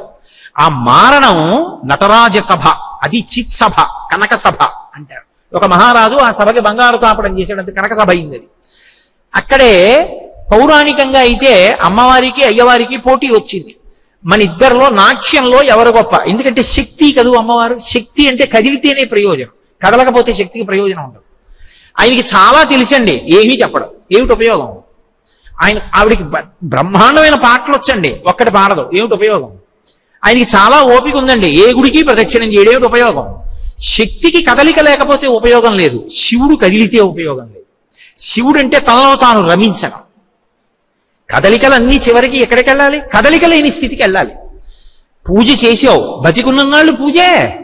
పూజ చేస్తూ చేస్తూ భగవంతుని యొక్క పాదముల మీద పువ్వు వేస్తుండగా భగవంతుని యొక్క పాదము మనసులో కనపడితే కన్నులు మూతలు పడిపోయి ఆనందధారలు కన్నుల వెంట కారిపోతూ అలా కదలకుండా ఉండిపోయి లోపల ఏనాడు భగవత్పాదాన్ని దర్శనం చేశావో ఆనాడు నీ జీవితం ధన్యమైంది. అంటే కదలికలన్నీ కదలికలు లేని స్థితికి వెళ్ళిపోతే శివుడు, మళ్ళీ కదలికలు వస్తే అమ్మవారు. తరంగాలన్నీ ఆగిపోయి అనుకోండి చెరువులో, శివుడు. ఓ పైనుంచి చెట్టు నుంచి ఓ పండు కింద పడి తరంగాలు వచ్చాయి అనుకోండి, మళ్ళీ అమ్మవారు. అమ్మవారు అయ్యవారిలో ఉంటారు. తరంగాలు చెరువును వదిలిపెట్టి బయట ఉండవు. తరంగాలు శివుణ్ణి ఆశ్రయిస్తాయి. శివశక్త్యాయుక్తో యది భవతి శక్తి ప్రభవితుం నచేదేవం దేవో నఖల కుశల స్పందితుమపి అతస్త్వామారాధ్యాం హరిహర విరించాదిభిరపి ప్రణంతుం స్తోతుం వా కథమకృత పుణ్య ప్రభవతి. కారు యొక్క హార్స్ పవర్ వేరుగా ఉంటాయా? ఉండవు, రెండు ఒకటే. నేను నా ఉపన్యాస శక్తి వేరుగా ఉంటామా? ఒకదాన్నొకటి ఆశ్రయిస్తాయి. అలా శివశక్తులు సమాగమ స్వరూపములై ప్రకృతి పురుషులై ఉంటారు. కదలడం ధర్మం, కదలిక లేనితనం శివస్వరూపం. అందుకే చిట్ట చివరి స్థాయిలో కదిలిపోతే వాడు శివుడు కాలేడు. అందుకే అమ్మవారు ఏం చేస్తుంది అంటే శివశక్త్యైక్య రూపిణి లలితాంబిక, ధర్మాన్ని పట్టుకుని కదలగా కదలికలవసరం లేని శివస్వరూపంగా మార్చేస్తుంది. తెరెత్తేసి మాయా అన్న అవనిక తీసి కలిపేస్తుంది. ఈ నిర్వహణ కొరకు నటరాజు అవుతాడు ఆయన. లేకపోతే ఆయనకి రాజశబ్దం ఎక్కడి నుంచి వచ్చింది? రాజ అన్న శబ్దం ఎక్కడైనా వాడితే అది సాధారణంగా విష్ణువు పట్ల ఉంటుంది తప్ప శివుడి పట్ల ఉండదు రాజశబ్దం. మీరు చూడండి, ఏదో గోవిందరాజ అంటే మహానుభావుడు శ్రీ మహావిష్ణువుని గోవిందరాజస్వామి గారు అంటాం. అలాగే ఆయనకి సంబంధించినంత వరకు మనకి దక్షిణ దేశంలో రంగరాజు అని ఆయనకు ఒక పేరు. రంగస్థలం మీద రాజు ఆయన. ఈ బ్రహ్మాండం అన్న రంగస్థలం మీద ఆడుతూ ఉంటాడు, రంగరాజు. శివుడికి నటరాజు. ఏ తత్వం చేత నటరాజు? ఉత్తినే అలా నాట్యం చేస్తూ ఉంటాడు, అది కాదు దాని అర్థం. పౌరాణికంగా అయితే పార్వతీ పరమేశ్వరులకు చర్చ వచ్చింది. నేను కదా కదలికలన్నీ. యాదేవీ సర్వభూతేషు లజ్జారూపేణ సంస్థిత, యాదేవీ సర్వభూతేషు క్షుధారూపేణ సంస్థిత, యాదేవీ సర్వభూతేషు శక్తి రూపేణ సంస్థిత. నేను కదా నృత్యం, కదలికలు నావి కదా శక్తి. నువ్వా నేనా? పోటీ వచ్చి ఇద్దరూ నృత్యం చేస్తున్నారు. ఆయన ఏం చేస్తే ఆవిడ వచ్చేసింది. ఎలా? శ్రీ మహావిష్ణువుని న్యాయ నిర్ణేతగా పెట్టారు. పరమశివుడు ఏం చేశాడంటే చూసి గెలుపెవరిదో నిర్ణయించాలని కుంకుమ పాత్రలో కాలి బొటనవేలు ఉంచి కాలు పైకెత్తి అమ్మవారికి బొట్టు పెట్టాడు. ఆడది సభాముఖంగా చెప్పవలసిన అవసరం లేదు, అలా కాలు పైకెత్తే తత్వం ఉండదు, అలా ఎత్తకూడదు. కాబట్టి అమ్మవారు ఓటమిని అంగీకరించి శివుణ్ణి నృత్యానికి అధిపతిని చేసింది. నటరాజు అయ్యాడు. అంటే యథార్థమునకు మనలో ఉన్నటువంటి సమస్త కదలికలకు అధినాయకుడు ఆయన అయ్యాడు. ఇప్పుడు ఆ నటరాజు మూడుగా మారిపోతాడు. ఆయనే సృష్టికర్త, ఆయనే స్థితికర్త, ఆయనే ప్రళయకర్త. మూడు పేర్ల చేత పిలువబడతాడు. మూడు రూపములకు, మూడు కాలములకు, మూడు మూర్తులకును మూలమగుచు భేదమగుచు తుదిగ భేదమయ్యొప్పారు బ్రహ్మవనగ నీవే పాలనయన. వెళ్ళిపోయిన కాలం, నడుస్తున్న కాలం, వచ్చే కాలం అని మూడు కాలాల పేర్లతో పిలుస్తాం. కానీ యథార్థమునకు ఒకటే కాలస్వరూపం. నిన్న వెళ్ళిపోయిన వాడికి మళ్ళీ భవిష్యత్ కాలం లేదు, కానీ ఉన్నవాడికి ఇంకో భవిష్యత్ కాలం ఉంది. అంటే కాలం నిజంగా ఓడికి ఉండడం ఓడికి పోవడం ఉంటుందా? ఎవడికి వాడాలో ఆ విభాగం చేసుకుని చూసుకుంటున్నాడు అంతే. కానీ యథార్థమునకు ఒకటే అయిన కాలము మూడుగా కనబడినట్టు, ఒకటే అయినటువంటి పరబ్రహ్మము సృష్టికర్త బ్రహ్మగా, స్థితికర్త విష్ణువుగా, ప్రళయకర్త పరమేశ్వరుడిగా మూడుగా కనబడినట్టు ఒక్క పరమశివుడే మూడు మూర్తులు అవుతాడు. సృష్టికి బ్రహ్మగా, స్థితికి విష్ణువుగా, లయకి పరమేశ్వరుడుగా మారుతూ ఉంటాడు. మూడు పేర్లతో ఈ లోకాన్ని నిలబెడుతూ ఉంటాడు. నేను మీకు బాగా అర్థమయ్యేటట్టు చెప్పాలి అంటే, నేను ఏదో ఓ కొబ్బరి కాయ ఒకటి నాకు దొరికింది. ఆ కొబ్బరికాయకు ఉన్నటువంటి పీచు ఇలా పైకి ఉండేటట్టుగా పైకెత్తి దాన్ని కొంచెం కుచ్చు కిందకి చేసి దాన్ని జటాజూటం కింద తిప్పి దానికి సన్నని రుద్రాక్ష మాల ఒకటి తీసుకొచ్చి చుట్టాను. చుట్టి దానికి ఓ చిన్న మారేడు దళం ఒకటి తీసుకొచ్చి ఇలా అంటించాను. ఈయన ఇలా ఉండేట్టుగా పైకి ఓ దళం, ఇటు పక్కలకి రెండు దళాలు వచ్చేట్టు. ఇప్పుడు మూడు కన్నులతో ఉన్నటువంటి త్రయంబక స్వరూపం కింద పరమశివుడిలా కనపడుతున్నాడు. పైన శిఖ, రుద్రాక్షమాల, మెడలో ఓ చిన్న స్ఫటికమాల వేశాను. ఇప్పుడు అదేమిటి? శివస్వరూపం. ఓ కొబ్బరికాయని శివుడిగా మార్చింది ఎవరు? నేనే. ఇప్పుడు ఏదో కవిరేవ ప్రజాపతి యథాస్మై రోచతే విశ్వం తథైతత్ పరివర్తతే అంటారు. ఎలా అనుకున్నాడో అలా మార్చాడు. ఇప్పుడు బ్రహ్మ సృష్టి చేశాడు కాబట్టి ఎవరైనా చూసి దేవుడు చెప్పు అన్నారనుకోండి, శివుడు అంటారు. ఇప్పుడు ఆయనే ఏం చేశాడంటే కొంతసేపు అలా ఉంచాడు. తర్వాత మెల్లిగా మారేడు దళం తీసేశాడు, రుద్రాక్షమాల తీసేశాడు, ఆ వేసిన స్ఫటికమాల తీసేశాడు. ఆ కుచ్చుని మళ్ళీ దాన్ని కొప్పుగా పెట్టిన దాన్ని మళ్ళీ కుచ్చు సరిగ్గా ఇలా నిటారుగా ఉండేట్టుగా మళ్ళీ దువ్వేశాడు. ఆ పెట్టినటువంటి ఆ పైన నున్నగా చేసిందంతా తీసేశాడు. తీసేసి ఇప్పుడు అదే పట్టుకొచ్చి పూజలో పెట్టాడు. పెట్టి ఠాంగున మొదలుకొట్టి ఈశ్వరుడికి నైవేద్యం పెట్టేశాడు. ఇప్పుడు దాన్ని శివుడిగా మార్చినప్పుడు సృష్టికర్త, కొంతసేపు ఉంచినప్పుడు స్థితికర్త, పగలగొట్టేసినప్పుడు ప్రళయకర్త. ఇప్పుడు తానే మూడైనట్టు పరమేశ్వరుడు మూడవుతూ ఉంటాడు. మూడై లోకములన్నిటినీ సృజిస్తాడు. సృజించాలంటే అసలు దానికి కావలసిన పదార్థాలు తన దగ్గర ఉన్నవాడు ఎవరు సృజించగలడు? లేనివాడు ఎలా సృజిస్తాడు? మహాప్రళయమునందు ఈ బ్రహ్మాండమునకు సంబంధించినటువంటి విభూతినంతటినీ తన శరీరానికి అలదుకుంటాడు. కంప్యూటర్ మైక్రో చిప్స్ లో ఇన్ఫర్మేషన్ స్టోర్ చేసినట్టుగా విభూతి కణాల్లో దాచుకుంటాడు జీవుల యొక్క కర్మ ఫలితాలని. మళ్ళీ ఆయన సృష్టి చెయ్యాలనుకున్నప్పుడు మళ్ళీ అందులోంచి జీవులందరినీ సృష్టిస్తాడు. మళ్ళీ లోకాలన్నిటినీ లయం చెయ్యాలనుకున్నప్పుడు తనలోకి తీసుకుంటాడు. చాలా మంది ఒక దుష్టమైన మాట మాట్లాడుతూ ఉంటారు, శివుడంటే చంపేస్తాడండి ప్రళయకర్త అంటూ ఉంటారు. చాలా తప్పు. లయము అన్న మాటకి 3 అర్థాలు ఉంటాయి. స్వల్పకాలిక ప్రళయము, ఆత్యంతిక ప్రళయము, మహాప్రళయము అని 3 ప్రళయాలు ఉంటాయి. అందులో స్వల్పకాలిక ప్రళయము అంటే నిద్ర. మన ఒళ్ళు మనకి తెలియదు. ఏమంటే రాత్రి అంతలా నిద్ర, అప్పుడే తెల్లవారిపోయిందా అంటాడు. ఏమంటే బాగా నిద్ర పట్టిందా అన్నారు అనుకోండి, ఏమిటో గాఢ నిద్ర పట్టింది, ఎంత బాధ అనుకున్నారు అని ఎవడైనా అంటాడు. ఏంటి ఎంత హాయిగా ఉందోనండి బాబు, బలి నిద్ర పట్టేసింది అంటాడు. నిద్ర సుఖస్వరూపం. రాత్రి నిద్రాకాలిక సుఖాన్ని ఇచ్చి ఆ నిద్రలో ఇంద్రియములకు శక్తినిస్తాడు. ఆ నిద్ర లేదనుకోండి ఆకలేదు, ఆకలి లేదనుకోండి నిద్ర పట్టదు. ఈ కంటికి కడుపుకి ఉండే సంబంధం, కడుపు నిండిపోయింది అనుకోండి కనురెప్ప పడిపోతుంది. కనురెప్ప తెరిచి ఉండాలనుకోండి కడుపు సాత్విక పదార్థంతో బాగా ఖాళీగా ఉండాలి. అందుకే ఉపవాస నియమంలో అన్నం పెట్టకుండా పాలు లాంటివి పోసి నించోపెట్టమంటారు శరీరాన్ని. అంతేగాని కడుపు నిండా తిని ఇచ్చండి, ఎవరు చెప్పారండి ఉపవాసం చేయమని? నీ కర్మ తిను, ఆవలితలు వచ్చి కడుపు మూతలు పడి కింద పడతావు. కంటికి కడుపుకి సంబంధం ఉంటుంది. రాత్రి నిద్రపోకపోతే పొద్దున్న ఆకలేదు, పొద్దున్న ఆకలి కడుపు నిండా తినకపోతే రాత్రి నిద్ర పట్టదు. ఈ 2 సక్రమంగా లేవు అంటే ఆరోగ్యం బాగులేదని గుర్తు. అందుకే ధృతరాష్ట్రుడు మహాభారతంలో విదురుణ్ణి పిలిచి, నాకు నిద్ర పట్టట్లేదు, ఏమైనా మంచి విషయాలు చెప్పమంటే నీకేమైనా జబ్బుందా అని అడిగాడు విదురుడు. నిద్ర పట్టని వాళ్ళ జాబితా ఒకటి చెప్పాడు ఆయన. పరస్త్రీ మీద కాంక్ష ఉన్నవాడు, పరుల ధనాన్ని ఎత్తుకొద్దాం అనుకున్నవాడు, మాత్సర్య బుద్ధి ఉన్నవాడు, ఒంట్లో అనారోగ్యం ఉన్నవాడు, ఇలాంటి వాళ్ళకి నిద్ర పట్టదు. ఇందులో నువ్వు ఏ కోవకి చెందినవాడివని అడిగాడు. నా తమ్ముడి బిడ్డ రాజ్యం ఎత్తుకొద్దాం అనుకుంటుంటాను, నా కొడుకు ఇద్దాం అనుకుంటాను, దొంగ బుద్ధి ఉన్నవాడిని, మాత్సర్యం ఉంది, నీ దగ్గర నిజం ఒప్పుకుంటానులే విదురా, చెప్పు 4 మంచి మాటలు నిద్ర పడుతుందంటాడు. సత్పురుషుడి దగ్గర కనీసం నిజం చెప్పి మాట్లాడాడు కాబట్టే కళ్ళు లేని ధృతరాష్ట్రుడికి కళ్ళిచ్చి విశ్వరూప దర్శనం ఇచ్చాడు కృష్ణ పరమాత్మ. విదురుడి దగ్గర కనీసం మనసు విప్పి మాట్లాడాడు కాబట్టి ఆయనే సృష్టికర్త, ఆయనే స్థితికర్త, ఆయనే ప్రళయకర్త అనడానికి ఆయన చేతిలో ఢమరుకం ఉంటుంది నటరాజుకి. ఆ ఢమరుకం కదిపాడనుకోండి, అందులోంచి మాహేశ్వర సూత్రములు వస్తాయి, అందులోంచి సమస్తమైన సృష్టి వస్తుంది.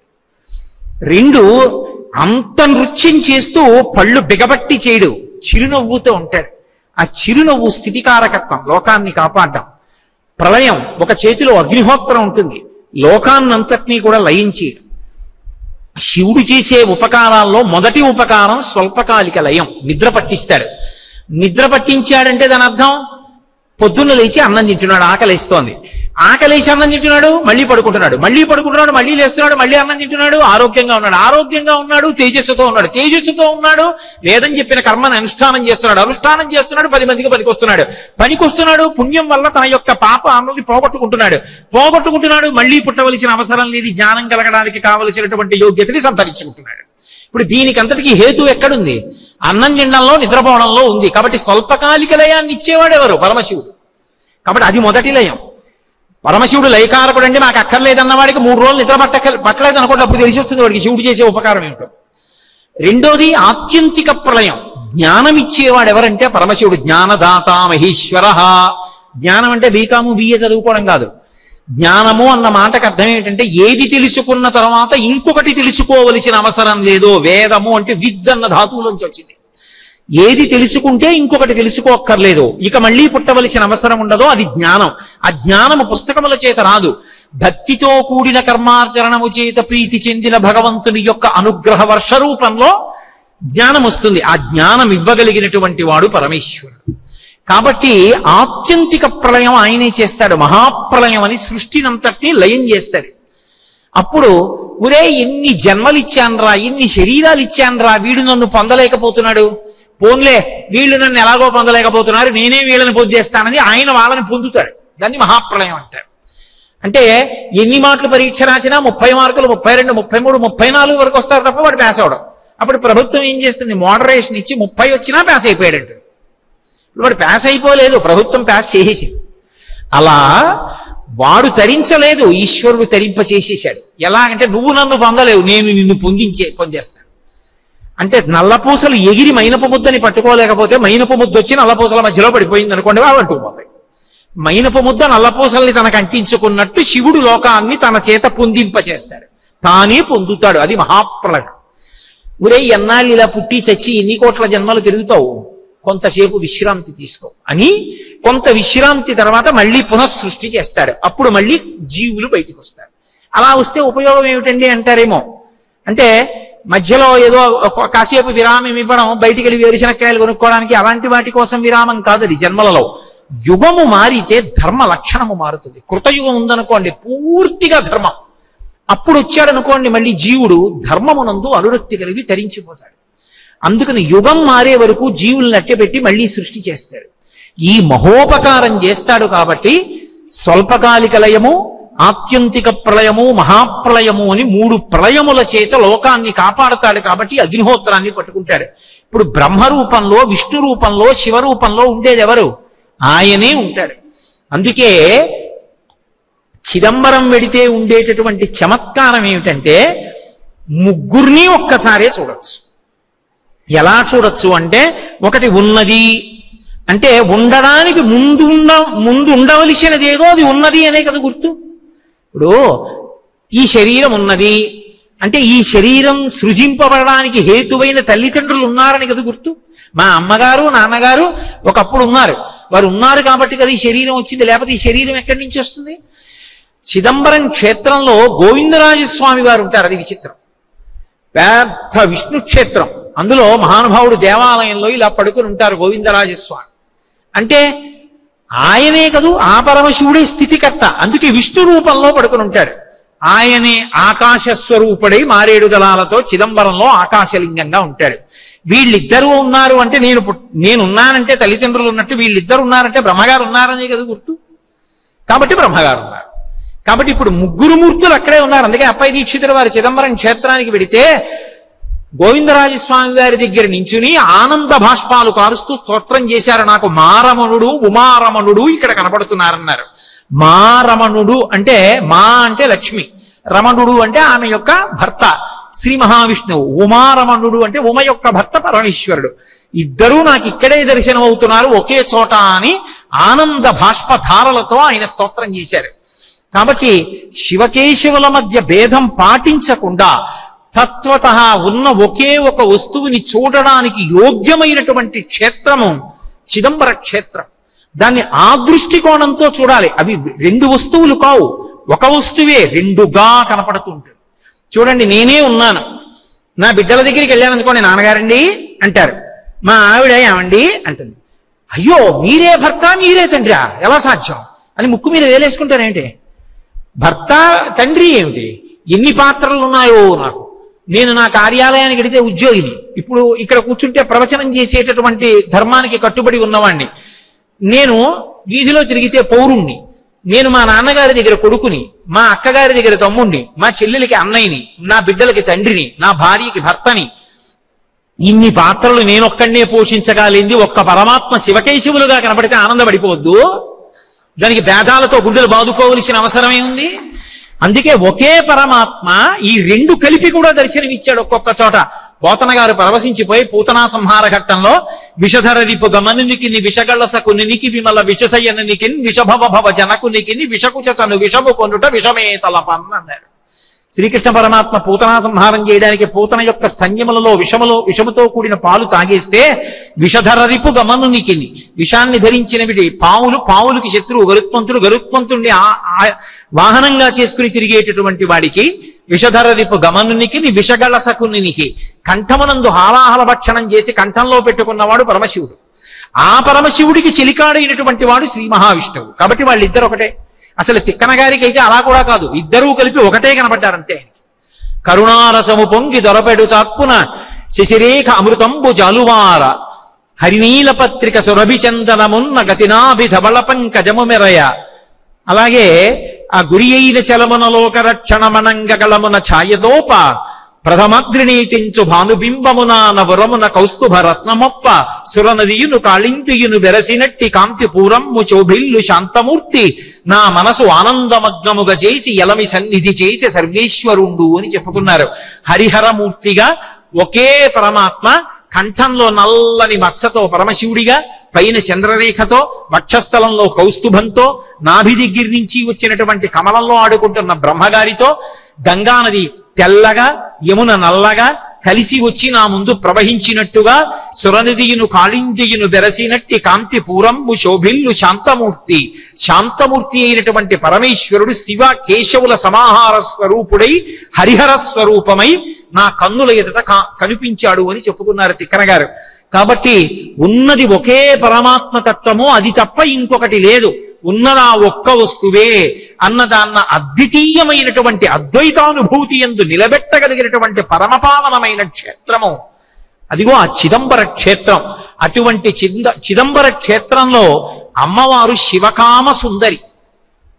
ఆవిడ బయటికి వచ్చి పరిపాలన చేయదు, ఒక్కొక్క చోట ఒక్కొక్క విభవం పార్వతీ పరమేశ్వరులలో. మధురై వెడితే మీనాక్షి పరిపాలన చేస్తుంది, కంచిలో కామాక్షి పరిపాలన చేస్తుంది. చిదంబరంలో మాత్రం ఇంటి లోపల ఎక్కడో ఉంటుంది ఆవిడ, వంట చేస్తూ ఇంటికి వచ్చినటువంటి బిడ్డలకు అన్నం పెడుతూ భక్తుల్ని ఆదరిస్తూ, భర్త గారి ఇంటికి వచ్చేటప్పటికే గబగబా భోజనం పెట్టి తాంబూలం ఇచ్చి మిగిలినటువంటి పదార్థాన్ని తింటూ పరమ పాతివ్రత్యంతో కూడుకున్న ఇల్లాలిగా ఇంటి లోపల ఉంటుంది తప్ప బయట పరిపాలన చేయదు. అందుకే చిదంబరంలో నటరాజు కనపడతాడు, కనకసభ, చిత్సభ, వ్యాఘ్రపాదుడు, పతంజలి వీళ్ళందరూ కనపడతారు. దక్షిణామూర్తి దేవాలయం శివకామ సుందరిని చూడాలంటే గుడి లోపలికి వెనక భాగానికి వెడితే లోపల కనపడుతుంది తల్లి.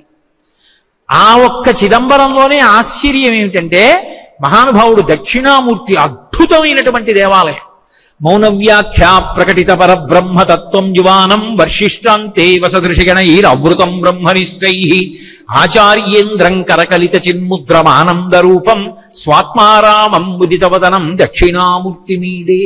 కోరి విప్పి మాట్లాడకుండా చిన్ముద్ర పట్టి ఆ ముద్ర చేత భాష్యం చెప్పాడు. ఆశ్రయించిన మునులందరికీ కూడా జ్ఞానం అబ్బింది. అటువంటి దక్షిణామూర్తి దేవాలయం పైకప్పు మీద ఉండేటటువంటి బొమ్మలు చూస్తే వాళ్ళు ఎప్పుడో ఓషధీ రసాలతో చక్కగా గీసినటువంటి బొమ్మలు, అసలు అటువంటి అపురూపమైనటువంటి బొమ్మలు ఎక్కడా కనపడవు. ఆఖరికి శుక్రశోణితములు రెండూ కలిసి ప్రత్యుత్పత్తి అయ్యేటటువంటి విశేషాల్ని పావులు ఒకదాన్నొకటి కరుచుకున్నట్టుగా గీసినటువంటి బొమ్మలు పరమాద్భుతంగా ఉంటాయి. అటువంటి చిదంబర క్షేత్రంలోనే నటరాజస్వామి వారి పక్కన మహానుభావుడు ఆ శరభైశ్వరుడు ఉంటాడు. ప్రత్యేకంగా అడిగితే అర్చకులు తలుపు తీసి చూపిస్తారు. ఆయన ఆ హిరణ్యకశిప సంహారం చేసినటువంటి నృసింహస్వరూపం కన్నా కూడా ఉద్ధతితో ఉంటాడు. పెద్ద గరుడ పక్షి రూపంలోనూ సింహస్వరూపం రెండూ కలిసినటువంటి శరభస్వరూపం చూడాలంటే ఒక్క చిదంబరంలోనే చూడాలి, నటరాజ సభ దగ్గర. అంత గొప్ప క్షేత్రం. అంత గొప్ప క్షేత్రంలో నటరాజస్వామికి ఉండేటటువంటి గొప్పతనం ఏమిటంటే ఒక కాలమునందు ప్రత్యేకంగా ఆయనకే దర్శనం తప్ప ఇంకొక దర్శనం ఉండదు. నటరాజుగా ఆయన నిలబడ్డాడనుకోండి, ఇక మిగిలిన దేవాలయాల్లో ఏ దేవతలు ఉండరు. ప్రదోషవేళ అయింది అనేటప్పటికీ ఆయన తాండవం మొదలు పెడతాడు.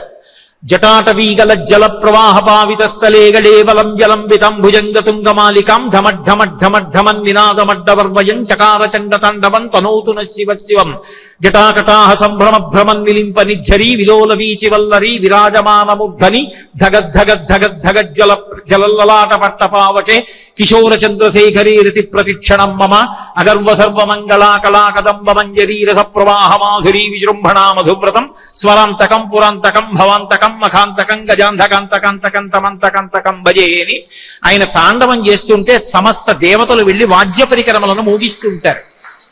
అందుకే దేవతలు ఎవ్వరు ఉండరు. ప్రదోష వేళలో ఒక్క పరమశివుని యొక్క సభకి చేరిపోతారు. పరమశివుని యొక్క సభకి చేరిపోయినప్పుడు అందరూ కూడా ఏదో ఒక వాద్యాన్ని మ్రోగించి ఆయన తాండవానికి సహకరిస్తారు. ఏమీ చేయకుండా నిలబడేది ఇద్దరే ఉంటారు. ఒకడు వ్యాఘ్రపాదుడు, ఒకడు పతంజలి. పతంజలి కిందంతా పాము రూపం, పైన మనుష్య రూపం.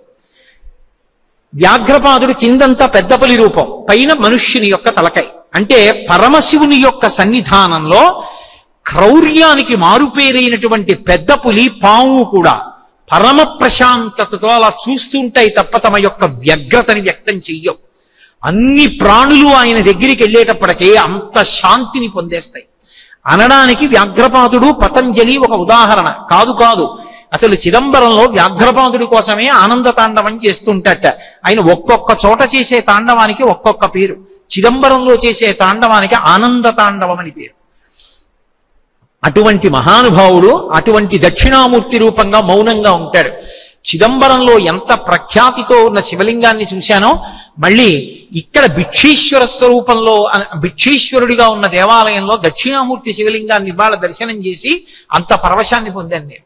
కాబట్టి చిదంబర క్షేత్రం అంత వైభవమైనటువంటి క్షేత్రం. అక్కడ వ్యాఘ్రపాదుడు, అక్కడే మాణిక్యవాచకర్లని పరమశివుడు అనుగ్రహించాడు. మాణిక్యవాచకర్లు పెద్దవారైపోయి చిదంబర క్షేత్రానికి వెళ్ళిపోయి ప్రతిరోజు నటరాజస్వామి వారి దగ్గరికి వచ్చి పత్రికాలు పాడుతుండేవారు, స్తోత్రాలు చేస్తుండేవారు. ఒకరోజు మాణిక్యవాచకర్లు ఇంటికి వెళ్ళిపోయిన తరువాత పరమశివుడు ఆయన వెంట వెళ్ళాడు. ఏమో వృద్ధ బ్రాహ్మణ రూపంలో వెళ్ళి ఏవో చాలా స్తోత్రాలు చేశావు, పాటలు పాడావని విన్నాను, ఏది జ్ఞాపకం ఉంటే అన్నీ పాడు వింటానన్నాడు. అయ్యో, భగవంతుడి గురించి పాడడం అంటే, భగవంతుడి గురించి స్తోత్రాలు పలకడం అంటే అలసట అని తెల్లవారిపోతోంది ఆయన పాడుతూనే ఉన్నాడు. పరమశివుడు వృద్ధ బ్రాహ్మణ రూపంలో వెళ్ళి మాణిక్యవాచకర్లు చెప్పినటువంటి వాటన్నింటినీ కూడా తాళపత్ర గ్రంథాల మీద రాసి తెలతెలవారిపోతూ ఉండగా లోపలికి వెళ్లి చిదంబరంలో నటరాజస్వామి వారి సన్నిధానంలో గడప మీద తిరువాచకము అని పేరు పెట్టి ఆ పుస్తకాన్ని అక్కడ పెట్టి వెళ్ళిపోయి నటరాజస్వామి వారి యొక్క అధికారం ముద్ర వేశాడు దాని మీద. అర్చకులు సుప్రభాతం పాడడానికి వచ్చి గడప మీద చూశారు, తిరువాచకం పుస్తకం కనబడింది. తిరువాచకం పుస్తకం ఇంట్లో ఉంటే చాలు. ఈ మధ్య దాన్ని ఆంధ్రీకరించారు కూడా. ఆ పుస్తకంలో ఉపోద్ఘాతం రాశాడు. ఇంతటి మహానుభావుడు, ఈయన మాటలు మాణిక్యాలు. మళ్ళీ ఈయన మాటలు వ్రాసి ఉండకపోతే భవిష్యత్తరాలకు అందవు. అందుకే చిదంబర క్షేత్రానికి అధినాథుడైన ఆకాశలింగ స్వరూపుడైనటువంటి నేనే రాత్రంతా మాణిక్యవాచకర్ల చేత పాడించి ఆయన పాటలు పాడితే ఆ పాటలతో కూడుకున్నటువంటి గ్రంథాన్ని రాసి తీసుకొచ్చి ఇక్కడ పెట్టాను, దీనికి తిరువాచకం అని పేరు పెట్టానన్నాడు. గబగబా వెళ్ళి మాణిక్యవాచకర్లను తీసుకొచ్చారు. అయ్యా, రాత్రి మీరు పాట పాడారట, శివుడు విన్నట్ట, పుస్తకం రాశాట, రెండని. ఏమిటి దీని భావం అన్నారు. చెబుతాను రెండని తిన్నగా వెళ్ళి నటరాజస్వామి దగ్గరికి తీసుకెళ్లి నిలబడి ఇదే దీని భావం అని నటరాజుని చూపించాడు. ఆయన ఇలా చూపిస్తున్నాడు. మాణిక్యవాచకర్లలో ఉన్నటువంటి తేజస్సు పైకి లేచి నటరాజస్వామి ఎందుకు కలిసిపోయింది. భక్త నందనార్ ఆ నటరాజస్వామిని దర్శనం చెయ్యాలని ఎంతో ప్రయాసపడి వచ్చి అక్కడ నిలబడితే ఆఖరికి ఆయన్ని అగ్నిలోకి తోసేస్తే అది పద్మాల మాలయ్యి ఆయన మెడలో పడితే బయటికి వచ్చి నటరాజస్వామిని ఆనందాశ్రులతో స్తోత్రం చేస్తే నందనార్లో ఉన్న తేజస్సు జ్యోతి రూపంలో చిదంబరంలో నటరాజస్వామిలో కలిసిపోయింది. ఎంతమంది భక్తుల్ని అనుగ్రహించినటువంటి క్షేత్రము చిదంబర క్షేత్రం. నరస్వరూపంలో వినాయకుడు ఉండేటటువంటి ఏకైక క్షేత్రం చిదంబరం. ఇన్ని ప్రత్యేకతలు సంతరించుకున్నటువంటి చిదంబర క్షేత్రంలో ఈ సమస్త భూతములు దేని నుంచి వచ్చాయో ఆ మూల కందమును అక్కడ చూడాలి. అది భౌతికంగా వస్తు రూపంలో చూడడం కుదరదు. మానసికంగా భావనా రూపంగా ఎవరు చూస్తారో వాడు తరించిపోయినట్టే. అందుకే ఆకాశాద్వాయు వాయోరగ్ని అని ఈ సృష్టి జరిగినప్పుడు మొట్టమొదట ఆకాశం, ఆకాశంలోంచి అగ్ని, అగ్నిలోంచి నీరు, నీటిలోంచి పృథివీ, ఇలా వరుసగా ఒక్కొక్క భూతం ఏర్పడి ఈ సమస్త బ్రహ్మాండములుగా విస్తరించింది. దీనికి అంతటికీ ఆధారభూతము ఆకాశము. ఆకాశము చెక్కు చెదరదు. అందుకే ఆకాశమునందు మార్పు ఉండదు. మార్పు లేనిదేదో అదే పరమేశ్వరుడు. జగత్తంతా కూడా మారిపోతుంది. షడ్వికారములతో ఉంటే జగత్, షడ్వికారములు లేకుండా ఏ మార్పు లేకపోతే ఈశ్వరుడు. జగత్ అని దేని పిలుస్తారంటే జాయితే గచ్చతే, ఇది జగత్, వచ్చి వెళ్ళిపోతుంది. అందుకే 6 వికారములతో ఉంటుంది. అంతకుముందు లేదు. పుట్టినది, పుట్టినది, ఉన్నది, అసలు బతికి ఉండాలి కదా. ఉన్నది, పెరిగినది, పెరిగినది మార్పు చెందినది, మార్పు చెందినది తరిగినది, తరిగినది నశించినది. ఓ కొబ్బరి చెట్టు అంతకు ముందు లేదు, పుట్టింది. ఆ పిలక పైకి వచ్చింది, ఉంది, ఏ పశువులు తినేయలేదు, ఎవరు తొక్కేయలేదు. పుట్టినది, ఉన్నది, పెరిగినది. పెరిగినది కొన్నాళ్ళ తర్వాత కన్నాలు పరిపోయి వంగిపోతుంది. మార్పు చెందినది, తరిగినది, క్షీణించిపోతుంది, విరిగి కింద పడిపోతుంది. నశించినది, 6 మార్పులతో శ్లోకం అంతా వెళ్ళిపోతుంది. ఏ మార్పు లేకుండా ఉండేది ఏదంటే ఆకాశం ఒక్కటే.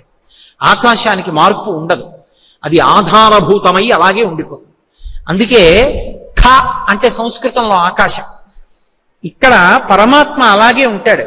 సు ఆకాశం బాగుందంటాడు ఒక్కొక్క రోజున. అబ్బా ఏమండి ఎంత తపించిపోయామండి, రోహిణీ కార్తీ ఎండలు 50 డిగ్రీలు కూడా వచ్చేసింది కదండి మంథనిలో. అబ్బా ఇవాళ వానబడి కాస్త ఆకాశం నల్లగా మేఘావృతం అయితే ఎంత హాయిగా ఉందంటారు అంటాడు. ఆకాశంలో మార్పు లేదు, ఆకాశంలోకి నల్ల మబ్బులు వచ్చాయి, ఆకాశం అలాగే ఉంది. ఎండ కాసినప్పుడు అలాగే ఉంది, మబ్బులు వచ్చినప్పుడు అలాగే ఉంది. మబ్బులు వచ్చి నీకు బాగుంటే సు, అప్పుడు ఖా నీకు సు బాగుంది, సుఖ. నీకు అది నచ్చలేదు దు, దుఃఖ. ఖా అలాగే ఉంది. నీకు నచ్చితే సుఖ, నీకు నచ్చకపోతే దుఃఖ. భావనలు, మనసు, ద్వంద్వములు నీవి, ఏవీ లేనివాడు వాడు. వృషద్విచిత్రతల్పయో భుజంగముక్తిక స్రజో గరిష్టరత్నలుష్టయో సుహృద్విపక్షపక్షయో తృణారవింద చక్షయో ప్రజామహీ మహేంద్రయో సమప్రవర్తయన్మన కదా సదాశివం భజి. ఆయన ఎప్పుడూ ఒకలాగే ఉంటాడు, ఆయనలో ఏ మార్పు ఉండదు. ఏ మార్పు ఉండనది ఖ, ఆ ఖ ఆకాశం. అందుకని ఆ ఆకాశ స్వరూపుడై అంతటా ఉండేవాడు. ఏ వికారములు ఉండవు కాబట్టి నిత్యయవ్వనుడు. నిత్యయవ్వనుడు అని ఎలా అంటాం? నేనున్నాను అనుకోండి, నేను నిత్యయవ్వనుడు ఏం కాను. ఒకప్పుడు నేను 26 ఏళ్ల వయసులో ఉన్నాను, ఇప్పుడు ఈ శరీరానికి 26 ఏళ్ళు కాదు 54 ఏళ్ళు. అంటే దీనికి వృద్ధాప్యం వచ్చేసింది అనొచ్చేమో. కాబట్టి ఇది ఎప్పుడూ యవ్వనంలో ఉండదు. శివుడు ఎప్పుడూ నిత్య యవ్వనంలో ఉంటాడు, యువకుడు ఆయన. అందుకే ఆయన గురించి చెప్తూ చిత్రం వటతరోర్మూలే వృద్ధా శిష్యా గురుర్వివాహ గురోస్తు మౌనం వ్యాఖ్యానం శిష్యాస్తు చిన్న సంశయాహ. అమ్మవారు నిత్యయవ్వన మదశాలిని, ఆవిడ నిత్యయవ్వనంలో ఉంటుంది. ఆయన ఎప్పుడు యవ్వనంలో ఉంటాడు. అంటే వాడికి ముసలితనం రాదా? అంటే మనం ముసలాళ్ళం ఎందుకైపోతున్నాం అంటే కాలమునకు లొంగిపోతున్నాం. ఆయన కాలమునకు లొంగడు, కాలం ఆయనకు లొంగుతుంది. అందుకని కాలాతీతుడు, కాలకాలుడు ఆయన. అందుకని పరమశివుడు శాశ్వతుడు, నిత్యుడు.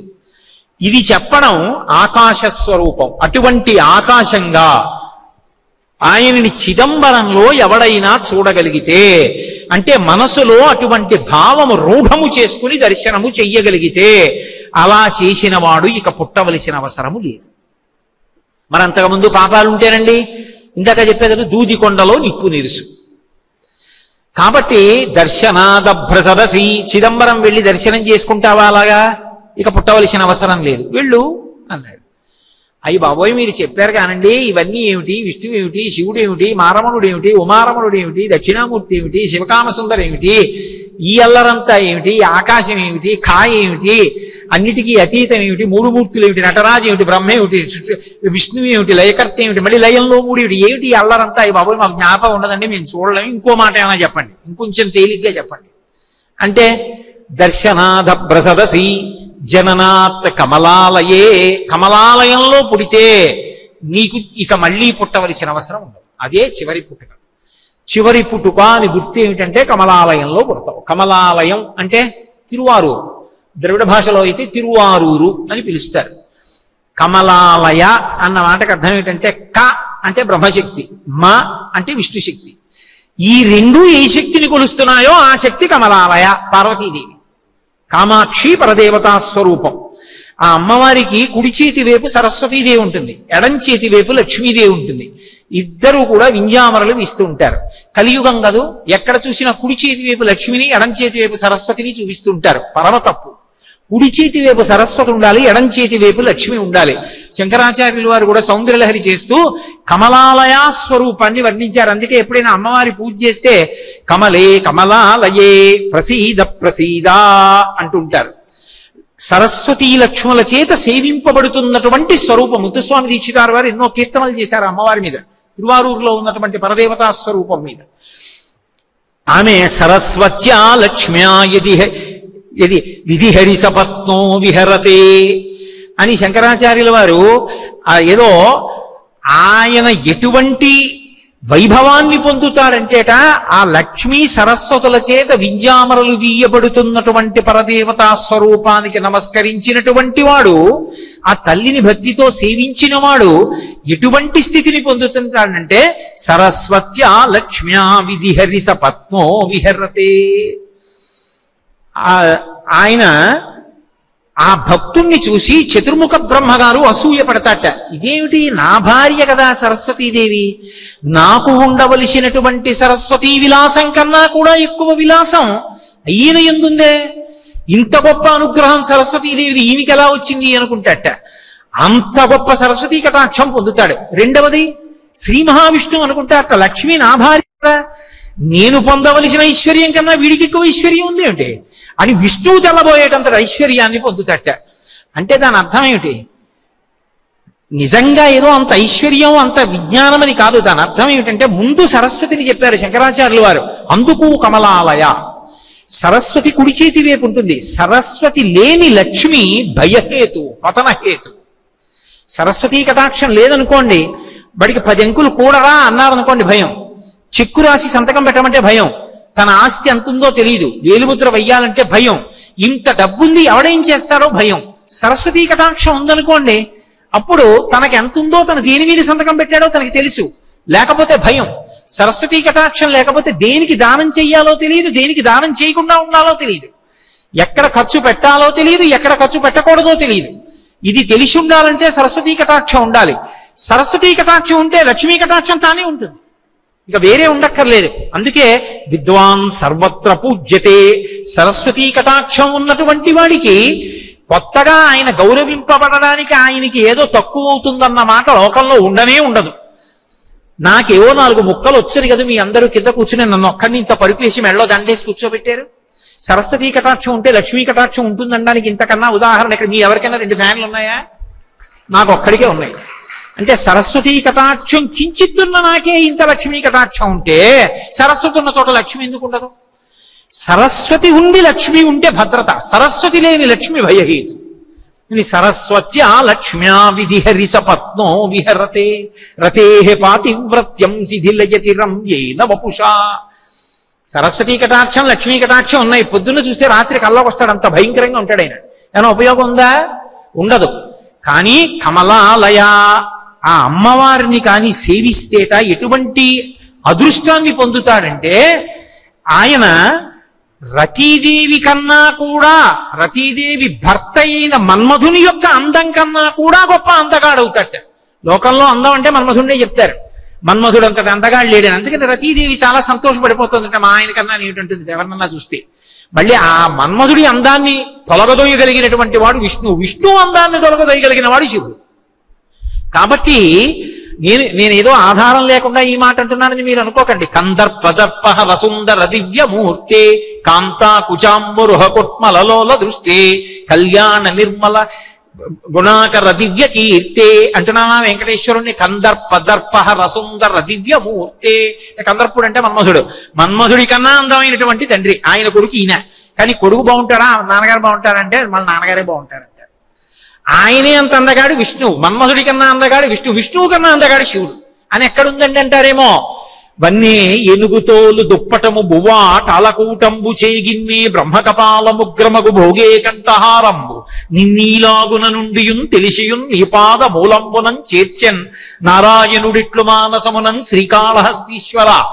నేత్రార్పణేశ్వరుడని పరమశివుడి యొక్క అందాన్ని చూసి మోహించి 1000 పువ్వులతో పూజ చేస్తే శివుడు మోహం కల్పించడానికి ఓ పువ్వు తగ్గించాడు. తగ్గిస్తే విష్ణువు ఒక పువ్వు తగ్గిందని శంకరా నేను పూజలోంచి లేచిపోతాననుకున్నావా, నా కన్నులు పద్మాల్లా ఉంటాయంటారు. రామ కమలపత్రాక్ష సర్వసత్వ మనోహర రూప దక్షిణ్య సంపన్న ప్రసూత జనకాత్మజేని కదూ, నా కళ్ళు పుండరీకాల్లా ఉంటాయి పద్మాల్లా ఉంటాయని ఓ కన్ను పెకలించి పూజ చేశాడు. నేత్రార్పణేశ్వరుడిని ద్రవిడ దేశంలో క్షేత్రం. ఓ కన్నుతో పూజ చేస్తే శంకరుడు ప్రత్యక్షమై వెంటనే శ్రీ మహావిష్ణువుకి తన శరీరంలో సగభాగం ఇచ్చారు. అప్పుడు హరిహర స్వరూపం వచ్చింది. అంటే విష్ణువు కన్నా అందగాడు శివుడా కాదా? కాబట్టి లోకంలో మన్మధుడి కన్నా అందగాడు విష్ణువు, విష్ణువు కన్నా అందగాడు శివుడు. కానీ రతీదేవి మన్మధుడిని చూసి మా ఆయన ఎంత అందగాడో అంటుందిట. అలాంటి రతీదేవి కమలాలయని సేవించినటువంటి భక్తుడి యొక్క అందాన్ని చూసి ఏమిటో మా ఆయన కన్నా ఈయన చాలా బాగున్నారే అనుకుంటుందట. మహాపతివ్రత అలా అనుకుంటుందా ఎక్కడైనా? మా ఆయన కన్నా ఆయన చాలా బాగున్నారు అనుకుంటుంది. అలా అనుకుంటే మరి శీలం పతనం అలా. రతేహే పాతివ్రత్యం శిథిలయతి రమ్యేన వపుషా. రతీదేవి యొక్క పాతివ్రత్యం శిథిలమైంది అలా అనుకోవడం వల్ల. అలా అనుకునేంత అందగాడు అవుతాట ఎప్పుడు? కమలాలయ. తిరువారూరులో అమ్మవారిని పూజ చేస్తే అందుకని ఆవిడ కమలాలయ. కాబట్టి రతేహే పాతివ్రత్యం శిథిలయతి రమ్యేన వపుషా చిరంజీవన్నే వక్షపిత పశుపాశవ్యతికరః. ఆయన ఎటువంటి ఐశ్వర్యాన్ని ఆయుర్దాయాన్ని ఆవిడ ఇస్తుంది అంటే చిరంజీవన్నే వక్షపిత పశుపాశవ్యతికరః. ఇన్ని ఉన్నా 30 ఏళ్లకో 40 ఏళ్లకో శరీరం విడిచిపెట్టాడు అనుకోండి, అకాల మృత్యు వచ్చిందంటారు, అపమృత్యు దోషం వచ్చిందంటారు. కాదు, చిరంజీవ ఆయుర్దాయం ఎంత ఉండాలో కలియుగంలో అయితే 100 ఏళ్ళు బతికుంటాడు. బతికుండి సుఖాలు భోగాలు అనుభవించడమా? కాదు. క్షపిత పశుపాశవ్యతికరః. తన పశుత్వాన్ని పోగొట్టుకుంటాడు. భక్తితో కర్మాచరణ చేసి చేసి చేసి చేసి జ్ఞానాన్ని పొంది ఆ జ్ఞానము వలన ఇక మళ్లీ పుట్టవలసిన అవసరం లేకుండా పశుపతి యందు కలిసిపోతాడు. ఇన్ని ఇచ్చేది ఎక్కడిస్తుంది అంటే కమలాలయ. అటు లక్ష్మి ఇటు సరస్వతి సేవించేటటువంటి తిరువారూరులో ఉన్నటువంటి అమ్మవారి క్షేత్రమైన కమలాలయం. అక్కడ పుడతావా? కమలాలయ. ఆవిడ పద్మముల కోనేటిలో ఆవిర్భవించింది, అందుకని ఆవిడికి కమలాలయ అని పేరు. తిరువారూరులో ఉందలా. మళ్ళీ మీ ఊరు అనక్కర్లేదు, మన ఊరు అనొచ్చేమో. నేను ఒక అనుబంధం నాకు ఏర్పడింది కాబట్టి మంథనిలో ఉంది. మంథనిలో మహాలక్ష్మి దేవాలయం వెనకాల ఉన్న పెద్ద పద్మ సరోవరం. ఆ సరోవరంలో ఆ ఎర్ర తామర పూల మధ్యలోంచి అమ్మవారు ఆవిర్భవిస్తే తీసుకొచ్చి కదా దేవాలయంలో పెట్టి అమ్మవారిని తామర పూలతో పూజ చేస్తున్నారు. కాబట్టి తిరువారూరులో కమలాలయ, మళ్ళీ మంథని కమలాలయ. మంథని కమలాలయ దగ్గరికి వచ్చి కమలాలయ గురించి చెప్పగలగడం నా అదృష్టం. కాబట్టి అందుకని కమలాలయ. అక్కడ ఉన్నటువంటి శివుడి పేరు త్యాగరాజస్వామి. అలా ఎక్కడా ఉండదు లోకంలో. ఒక్క తిరువారూరులో ఉన్నటువంటి స్వామికి త్యాగరాజు అని పేరు. త్యాగరాజు అంటే ఆ శివలింగానికి ఉన్నటువంటి పేరే. సంగీతత్రయంలో ఒకరైనటువంటి త్యాగరాజస్వామి వారికి వారి తల్లిదండ్రులు పేరు పెట్టుకున్నారు. త్యాగరాజు అన్న మాటకు అర్థం ఏమిటంటే భిక్షీశ్వరుడు అని అర్థం. భిక్షాటనమూర్తి అని పరమశివుని యొక్క లీలాస్వరూపాల్లో ఒకటి. ఎవరు భిక్షాటనమూర్తిగా నిలబడతాడో వాడే త్యాగరాజు. మళ్ళీ ఈ త్యాగరాజు ఎక్కడున్నాడు? మంథనిలో ఉన్నాడు. ఎందుకని? భిక్షేశ్వరుడు ఉన్నాడు. త్యాగ అన్న మాటకు అర్థం ఏమిటి? అన్నీ అందరికీ ఇవ్వగలగడం. అన్నీ అందరికీ ఇవ్వడానికి ఉన్నవాడైతే కదా ఇస్తాడు, లేనివాడు ఎక్కడిస్తాడు? తనకున్నవన్నీ అందరికీ ఇచ్చి తనకి ఏమీ అక్కర్లేదు, వాళ్ళందరూ సంతోషంగా ఉన్నారు, నేను ఆనందంగా ఉన్నానన్నవాడెవడో వాడు త్యాగం ఉన్నవాడు. అందుకే నకర్మణాన ప్రజయాధనీన త్యాగే నైకే అమృతత్వమానసో పరేణ నాకం ఈతం గుహాయాం విభ్రాజతే తద్యతయో విశంతి వేదాంత విజ్ఞాన సునిశ్చితార్థా అని మనం తెల్లవారి లేస్తే కైవల్యోపనిషత్తులో మంత్రం చెప్పట్లా. కాబట్టి త్యాగే నైకే అమృతత్వమానసో, త్యాగము చేతనే అమృతత్వాన్ని పొందుతారు. పరమశివుడు అంతటా ఆయన నిండి నిబిడీకృతమై సమస్తము ఆయన సంపద. ఆయనదైనవన్నీ కూడా తనని ఆశ్రయించినటువంటి భక్తులకు ఇచ్చేస్తాడు. ఆయన ఇవ్వనిదన్నది ఉండదు. ఎందుకు ఉండదు అంటే ఆయన కరుణ అటువంటిది. శివా అని ఎలుగెత్తి పిలిస్తే చాలు, ఆయన ఇవ్వనిదన్నది ఉండదు. పిలిచి నేనేమీ చేయలేదన్నా సరే చాలురా, ఏం చేయలేదని ఒప్పుకున్నావుగా ఇచ్చేస్తున్నానంటే. శ్రీశైలేషు భజింతునో యభవు కాంచీనాథు సేవింతునో కాశీవల్లభు కల్వబోధన మహాకాళేషు పూజింతునో నా శీలం బడువైన మేరు వడుచున్ రక్షింపవే నీ కృపా శ్రీశృంగార విలాసహాసములచే శ్రీకాళహస్తీశ్వర అంటాడు దుర్జటి. నేనేమి చేయలేదు స్వామి, ఏం చెయ్యలేదని చెప్పుకుంటున్నాను కాబట్టి నన్ను అనుగ్రహించండి. అందుకే శంకరాచార్యులు వారు శివానందలహరి చేస్తూ కారుణ్యామృతవర్షిణం ఘన విపద్గ్రీష్మచ్చిదా కర్మఠం విద్యాసస్య ఫలోదయాయ అని ఆయన గురించి చెప్తూ కారుణ్యామృతవర్షిణం అంటారు. ఆయన కన్నులోంచి కారుణ్యము వర్షిస్తూ ఉంటుంది. ఒరే నన్ను ఎవడు పిలుస్తాడా రక్షించాలని చూస్తూ ఉంటాడు. శివుని శిరమున కాశిని నీళ్లు చల్లి పత్తి రిసుమంత నెవ్వాడు పారవయిచు కామధేనువు వానింటి గాడి పశువు అల్ల సురశాఖ వానింటి బల్లె చెట్టు. అంతటి సులభుడు, పిలిస్తే చాలు పలుకుతాడు. అంతటి దయ కలిగినటువంటి వాడు, అంతటి భక్తవశంకరుడు కనుక ఆయన త్యాగరాజు అయ్యాడు.